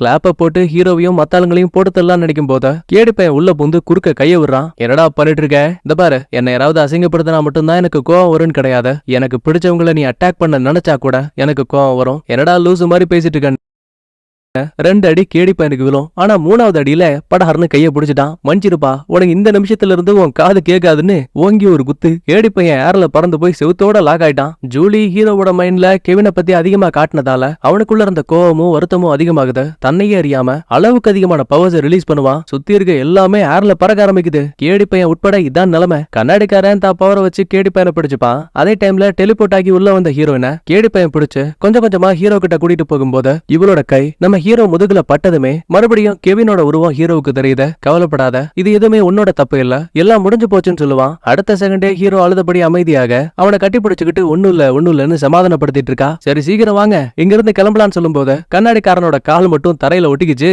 ஹீரோயின் பக்கத்துல கூட இவனால வர முடியல. சோ இவங்க 3 பேரும் மட்டும் டெலிபோர்ட் ஆயிட்டு இதே இடத்துக்குள்ள இருக்க சர்ச்சுக்கு வந்துட்டாங்க. அட பாவீங்களா, கொத்தா என்ன தனியா மாட்டி விட்டீங்களேன்னு மறுபடியும் உண்மையை சொல்லி ஒட்டிக்கிட்டு இருந்த கால் ரிலீஸ் பண்ணவர உசருக்கு பயந்து ஓட ஆரம்பிக்கிறாரு. அதே டைம்ல ஹீரோயினும் சர்ச்ல நம்ம ஹீரோவையும் கேடி பையனையும் விட்டுட்டு இங்கே இருங்க, நான் போயிட்டு கண்ணாடிக்காரனை காப்பாத்துறேன்னு மறுபடியும் டெலிபோர்ட் ஆகுறா. ஆனா இவ டைரக்டா அந்த லேபுக்கு போகாம பக்கத்துல இருக்க இன்னொரு அறைக்கு வந்திருக்கா. அதுக்கு முன்னாடி அறைக்குள்ளதான் சயின்டிஸ்ட் அந்த பெரியவர்கிட்ட பேசிட்டு இருக்கான். என்னதான் ஹீரோயின் தப்பிச்சு போயிருந்தாலும் கூட அவளோட பிளட் சாம்பிள்ஸ் வச்சு நான் ஒரு சின்ன மருந்தை உருவாக்கியிருக்கேன், இதை சோதிச்சு பார்க்கலான்னு உடம்புல ஊசிய போட்டதுமே அவ்வளவு வயசான கிழவனா இருந்தவன் கொஞ்சம் கொஞ்சமா அவனோட இளமை திரும்புத. அடடா சயின்டிஸ்ட், இன்னும் வேலையா பாத்துருக்க, என்னோட இளமை எனக்கு திரும்ப வந்துருச்சு, இனி எல்லாமே மாறப்போகுதுன்னு ரொம்ப கெத்தா பேசிட்டு இருக்கும் போது சடனா அந்த பயலுக்கு மூச்சு வாங்குது. பிளட் பிரஷர் எல்லாம் ஏறுது. என்ன ஏதுன்னு யோசிக்கிறதுக்குள்ளேயே இவன் உருவாக்கின அந்த மருந்துல ஏதோ ஒரு சில சைடு எஃபெக்ட்ஸ் எல்லாம் இருக்கும் போல. சோ மறுபடியும் திரும்ப ரொம்ப வயசாயிட்டு அந்த ஆள் அப்படியே அங்கேயே இறந்து போயிடுவான். இது ஒளிஞ்சிருந்து ஹீரோயினும் பாத்துட்டு இருக்காங்க. நேரத்துக்குன்னு அந்த இடத்துக்குள்ள மார்க் வர இவனை பார்த்து பயந்து ஹீரோயின் ஓடும் போது தெரியாதனமா அந்த அறைக்குள்ள இருந்த ஒரு ஜாமாவை தட்டி விட்டுருவா. உடனே ஹீரோயினை பிடிக்க பாப்பான். ஆனா நம்மளால டெலிபோர்ட் ஆகி எஸ்கேப் ஆயிடுவா. சயின்டிஸ்ட் மறுபடியும் கிடைச்ச சாம்பிள்ஸ் வச்சு மருந்த மாத்தி ரெடி பண்ணிட்டு இருக்கான். இப்ப மறைஞ்சு போன ஹீரோயின் கேடி பையனையும் ஹீரோவையும் எங்க விட்டாலோ அதே இடத்துக்கு வந்திருக்கா. ஆனா அங்க பிரேயருக்காக நிறைய பேர் உட்கார்ந்துருக்கானுங்க. நொடி பொழுதுல இந்த ஜூலி இங்க இருந்த ஒட்டுமொத்த பேரையும் கண்ட்ரோல் பண்ணுவா. ஹீரோயினை பிடிங்கன்னு உத்தரவு கொடுக்க அதே டைம்ல ஒளிஞ்சிருந்தா நம்ம கேடி பையனும் ஹீரோவும் கரெக்டா ஹீரோனை காப்பாத்திட்டு அங்க இருந்து ஓடுவானுங்க. ஏதோ ஜாம்பி மாதிரி விடாம பின்னாடியே துரத்தி வந்துட்டு இருக்கானுங்க. ஒரு கட்டத்துல கேடி பையன் மட்டும் தடுமாறி கீழே விழுந்துருவான். எனக்கு என்ன ஆனாலும் பரவாயில்ல, நீங்க போங்க, சந்தோஷமா இருங்கன்னு பையன் சோகத்துல பேசுவான். ஆனா ஹீரோவுக்கு பவர் இருக்க விஷயம் அந்த பயலுக்கு மறந்து போச்சு போல. கடைசி நொடியில கையை காட்டி படார்னு கேடி பையனை உள்ள இழுக்க டோரை லாக் பண்ணி நம்ம ஆளுங்க சேஃப் ஆயிட்டாங்க. இன்னொரு பக்கத்துல கண்ணாடிக்காரன் தான் உயிரை காப்பாத்திக்க பொய்களை சொல்லி சுவர்களுக்கு மேல தலைகீழா நடந்துட்டு இருக்கான். அப்பதான் ஜூலியும் ரோசாவும் பேசுற விஷயம் தெரிய வருது. அதாவது டிசம்பர் 31 இந்த உலகமே அழிய போகுது. ஆனா இவ்வளவு பேரோட உயிரை பணயமா வைக்கணுமா என்ன? எனக்கு என்னமோ அப்பா மேல நம்பிக்கையே இல்லைன்னு ஜூலி சொல்லும் போது ரோசா அப்படியே ஆப்போசிட்டா, அப்பா சும்மா எதையும் பண்ணல, இவ்ளோ கெமிக்கல்ஸ் உருவாக்கி இந்த ஊருக்குள்ள இருக்க எல்லா மக்களையும் அஃபெக்ட் பண்ணாங்க அப்படின்னா அதுல நிறைய பேர் இறந்து போகலாம். ஆனா இருந்தாலும் இன்னும் ஒரு சிலருக்கு மரணம் இல்லாத இதயம் கிடைக்கும் போது அவங்கள வச்சு ஆராய்ச்சி பண்ணி நமக்குள்ள இருக்க அந்த சைடு எஃபெக்ட்ஸை சரி பண்ண முடியும். அதுக்காக தான் அப்பா இவ்வளோத்தையும் பண்ணிட்டு இருக்காரு. நீ எல்லாம் கடைசி வரைக்கும் திருந்தவே மாட்டேன்னு சொல்லிட்டு கெமிக்கல் லோடு எடுத்துக்கிட்டு நம்ம ஜூலி அங்க இருந்து ட்ரக்ல கிளம்புறா. இன்னொரு பக்கத்துல கேடி பையன் பலம் இல்லாம மயங்கி போயிருப்பான் போல. சோ அவனை காப்பாத்தணும்னு டெலிபோர்ட் ஆகி அவனை சேஃபா வீட்டுல விட்டுட்டு எதிரிகள் கூட சண்டை போடணுமேனு ஆயுதங்களை தேடி ஒவ்வொரு இடமா ஓடிட்டு இருக்கா. அதே டைம்ல ஹீரோவுக்கு முன்னாடி அந்த மார்க் வேற வந்துட்டாங்க. 2 பேருக்கு இடையில சண்டை ஆரம்பிக்குது. 2 பேரோட பவர்ஸும் ஒன்னா இருக்கலாம், ஆனா பலம் வேற. சோ தாறு மாறு தக்காளி சூரன அடிதடி ரகலையா போயிட்டு இருக்கு. அப்ப கடைசி நிமிஷத்துல மார்க் கிளாப் பண்ணி ஹீரோவோட கதையை முடிக்க அதே பவரை சைடு வாக்ல ஹீரோ பயன்படுத்துவான். இது மூலமா 2 பேரும் அந்தல சந்தலையா அங்கிட்டும் இங்கிட்டும் பறந்து போய் விழுறானுங்க. அப்புறம் நம்ம ஏசி வெண்ட் வழியா தப்பிச்சு வந்தவன் அங்க இருந்த அல்ல கைகள் கிட்ட மாட்டிக்கிட்டான். சோழி முடிச்சோன்னு நினைக்கும் போது கரெக்டா கையில இந்த மரம் இருக்கிற மிஷின் இருக்கு பாத்தீங்களா, அத கையில தூக்கிட்டு ஹீரோயின் இங்க வந்துட்டா. நடந்த சண்டையில நம்ம ஹீரோ தப்பிச்சு நேரா அந்த சயின்டிஸ்ட் கிட்ட ஓடிட்டு இருக்கான். அப்புறம் இந்த மார்க் இருக்கான் இல்லையா, அவன் மட்டும் சண்டையில ஏற்பட்ட காயத்தால கொஞ்சம் கொஞ்சமா உயிருக்கு போராடி அதே இடத்துல இறந்து போயிடுவான். இந்த விஷயத்த ரோசாவால ஏத்துக்கவே முடியல. அதே டைம்ல சயின்டிஸ்ட் ஏதோ ஒரு விஷயத்த சாதிச்சிட்ட மாதிரி அவனுக்குள்ள அவ்வளவு சந்தோஷங்க. சரியா இன்னைக்குதான் டிசம்பர் 31 எஸ்கேப் ஆன கண்ணாடிக்கார ஹீரோட பார்த்து இந்த மாதிரி 31ஆம் தேதி அந்த வில்லன்ஸ் எல்லாம் ஒன்னா சேர்ந்து ஏதோ ஒரு விஷயத்த பண்ண போறாங்க, ஊரையே அழிக்க போறாங்கன்னு பேசிட்டு இருப்பான். அப்ப கொடுமைக்குன்னு அந்த இடத்துக்கு இந்த அல்லக்கை பயலுங்க வந்துட்டானுங்க. மறுபடியும் ஹீரோயின் கண்ணாடிக்காரனை டெலிபோர்ட் பண்ணி அவங்க வீட்டுல டிராப் பண்ணிட்டு திரும்ப இதே சர்ச்சுக்கு வந்துட்டா. பார்ட்டி செட் பண்ண ஆளுங்க வேற கதவை எல்லாம் உடைச்சுக்கிட்டு உள்ள வந்துட்டானுங்க. இங்க இருக்க எல்லாருமே இந்த ரோசா என்னதான் மைண்ட் கண்ட்ரோல் பண்ணிருந்தாலும் கூட ஒரு ஸ்பீக்கர்ல பாட்டியம்மா பேசும்போது அந்த சவுண்ட கேட்டு மொத்த பேருமே மறுபடியும் பழைய நிலைமைக்கு திரும்பிட்டானுங்க. ஜெனிய பார்த்து பாட்டியம்மாவுக்கு அளவு கடந்த சந்தோஷம். அப்படியே இன்னொரு பக்கத்துல நம்ம ஹீரோவை காட்டுறாங்க. வில்லனுக்கு முன்னாடி வந்தவன் இந்தால மொத்தமா சோழிய முடிக்கலான்னு பார்த்தா அவன் ஏற்கனவே எக்கச்சக்கமான செக்யூரிட்டிஸ பாதுகாப்புக்காக வச்சிருக்கான். அவனுங்க ஹீரோ பக்கமா எய்ம் பண்ணி சுட ஆரம்பிக்கிறாங்க. சரி இவன் சோழி முடிஞ்சோன்னு பார்க்கும்போது அதான் இல்ல, அட் அ டைம்ல தன் பவர்ஸை வச்சு அந்த தோட்டாக்களை ஏர்ல பறக்க விடுறான். சுட்டவனுங்க பக்கமாவே திரும்ப தோட்டாக்களை அட்டாக் பண்ண அங்கிருந்த மொத்த பேரோட சோழியும் முடிஞ்சு. முக்கியமா இந்த சயின்டிஸ்ட் இருக்கா இல்லையா, அந்த பயலோட கதையும் கோவிந்தா. நடந்த கலவரத்தால அங்கிருந்த கேஸ் டேங்க் எல்லாம் வெடிக்குது. நம்ம ஹீரோ இறந்துட்டானா இல்லையாங்கிறத தெளிவா காட்டல. இப்ப இந்த வெடிப்பு சத்தம் பாட்டி கூட இருக்க ஹீரோனுக்கும் கேட்க டெலிபோர்ட் ஆகி நேரா லேபுக்கு வந்துருவா. எவ்வளவு தேடி பார்த்தாலும் கூட அங்க ஹீரோவை காணோம். ஆனா உயிருக்கு போராடக்கூடிய செக்யூரிட்டிஸ அச்சோப்பாவன் இவ காப்பாத்த ஆரம்பிக்கிறா. கடைசி வரைக்கும் வாத்தியார கண்டுபிடிக்க முடியலையேன்னு இவ ஒவ்வொன்னு அழ ஆரம்பிக்கிறா. இடிபாட்டுக்குள்ள இருந்து உயிர் பழச்ச ரோஜா வெளியில வந்து பாக்கும்போது நைனா அல்பாயிஸ்ல மேல போயிட்டான். சரி எப்படியாச்சும் இந்த பயல காப்பாத்தணுமேனு இவன் உருவாக்கின புது காம்பனன்ட்ஸ் இருக்கும் இல்லையா, அந்த மருந்த அவசர அவசரமா இவன் உடம்புல இன்ஜெக்ட் பண்ணுவா. ஆனா பாருங்க நாடி துடிப்பு சுத்தமாவே இல்ல. சோ இவனோட சோலி மொத்தமா முடிஞ்சு. நேரத்துக்குன்னு ஜூலி கால் பண்ணி என்னாச்சு இன்னும் இந்த மார்க் வரவே இல்ல, இந்த பாரு அவனுக்கு முக்கியமான வேலை இருக்கு, நீ அப்பாவுக்கும் கால் பண்ணாத, எதுவா இருந்தாலும் எனக்கே சொல்லுன்னு சொல்லிட்டு இவங்க இறந்து போன விஷயத்தையே மொத்தமா மறைச்சிருவா. கூடவே உதவிக்காக இன்னொரு ஆளை அனுப்பி வைக்கிறேன்னு சொல்றா. யார பத்தி பேசுறாங்கிறது தெளிவா தெரியல. அப்புறம் நம்ம ஹீரோவுக்கு என்னாச்சுன்னு பாக்கும்போது ஏற்கனவே இந்த லேபுக்குள்ள நம்ம தாத்தா ஒருத்தர் அடைச்சு வச்சிருப்பானுங்கல்ல, அவரு தாங்க ஹீரோவை காப்பாத்திருக்காரு. கூடவே அங்க இருக்க இரும்பு கதவுல கைய வைக்கும் போது உடம்புக்குள்ள இருந்து நிறைய புழுக்கள் எல்லாம் வெளியில வந்து அந்த பூட்டையே ஏதோ ஆசிட் மாதிரி உருக்கி அங்கிருந்து ஹீரோவை தப்பிக்க வைக்கிற மாதிரி தெரியுது. இதே டைம்ல அந்த ரோசா இருக்காலையா, அவன் நேரா நம்ம ஹீரோயினும் பாட்டியும் இருக்க இடத்துக்கு வந்துட்டா. அங்க இருந்த ஜூமாவை கண்ட்ரோல் பண்ணி பாட்டியோட கதையை முடிக்கலான்னு பாப்பா. ஆனா கடைசி நிமிஷத்துல ஹீரோயின் பாட்டியை காப்பாத்திட்டு அங்கிருந்து மறைஞ்சு போயிடுவா. போனவ திரும்ப வந்துருவா. ஆனா வரும்போது பாதுகாப்புக்காக ஒரு பெரிய புல்டோசரிய கொண்டு வந்திருக்கா. இன்னைக்கு வாங்கடா சண்டைக்குன்னு அங்க இருந்த ஒட்டுமொத்த பெரிய அலற விட்டுட்டு இருக்கா. கேடிப்பையன் இன்னொரு பக்கத்துல இப்பதான் மயக்கத்தை விட்டே கண்ண முழிக்கிறான். அதே டைம்ல எஸ்கேப் ஆன கண்ணாடிக்காரன் ஊருக்குள்ள போயிட்டு இந்த பாருங்க இன்னைக்கு நைட்டு ஊருக்குள்ள ஒரு பெரிய அசம்பாவிதம் நடக்க போகுது, இந்த எட்டர்னல் சர்ச் இவங்க எல்லாம் நல்லவங்க கிடையாது இப்படி எல்லாம் சொல்லும் போது அங்க இருக்கிற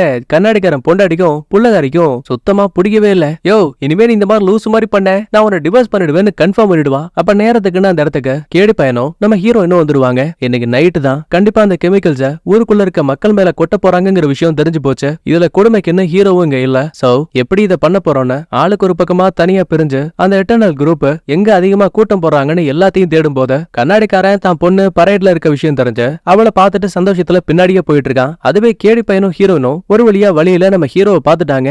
அப்பாடா நல்ல வேலை, யோ வாத்தியாரே நீ செத்து போயிட்டா நான் பயந்துட்டையா, வா வா கட்டிப்பிடின்னு சொல்லிட்டு முதல்ல கேடி பையன் ஓடுவான். எதிர்பாராத நேரத்துல அப்படியே அவனை அல்லைக்கா தூக்கி வீசுறான். கூடவே ஹீரோனை சாகடிக்க ஒரு காரை தூக்கி போடுவான். அப்பவும் நம்ம கேடி பையன் தான் உள்ள பூந்து தான் பவர்ஸை வச்சு அதை தடுக்கிறான். இப்பதான் ஹீரோயினுக்கு விஷயமே புரியுது. நம்ம ஹீரோவை அந்த ரோசா தான் மைண்ட் கண்ட்ரோல் பண்ணிட்டு இருக்கா. இவன் இந்த பக்கத்துல கார் வீச அது எல்லாமே ரோட் ஷோல இருந்த மக்கள் மேல வந்து பட ஆரம்பிக்குது. அந்த பக்கமும் இந்த பக்கமும் தெரிச்சு ஓடுவானுங்க. கண்ணாடிக்காரன் தான் பொண்டாடி பொண்ணை மட்டும் பாதுகாப்பா காப்பாத்தி அங்க இருக்கிற கடைக்குள்ள ஒளிய வச்சிருவான். தூரத்துல இருந்து நடக்கிற எல்லாத்தையும் இந்த ஜூலியும் பாத்துட்டு இருப்பா. சிட்டிக்குள்ள கார் பறந்துட்டு இருக்கு அப்படின்னா ரோசா மார்க்குக்கு பதிலா வேற ஆள அனுப்புறேன்னு சொல்லிருப்பா. சோ அது ஹீரோவா இருக்குமோன்னு இவளுக்கு ஒரு சந்தேகம். இந்த பக்கத்துல அடிமேல அடிபட்டு மொத்த பேரும் கீழே விழுந்துருவாங்க. கடைசியில ஹீரோயின் கழுத்தை நம்மால நெரிச்சு கொல்ல போற நேரத்துல தாங்கிட்ட இருந்த பவர்ஸ் வச்சு மறுபடியும் டெலிபோர்ட் ஆகி முதல்ல நம்மால ஒரு டனல் கிட்ட வந்திருப்பால, அதாவது அந்த மங்கோலிய காடுகளுக்கு எக்ஸாக்டா அதே இடத்துக்கு வந்துருவா. இவ்வளவு தூரம் தள்ளி வந்ததால அந்த ரோஜாவால தான் பவர்ஸ ஹீரோ மேல பயன்படுத்த முடியல. பையன் நார்மல் ஆயிட்டான். அப்புறம் என்ன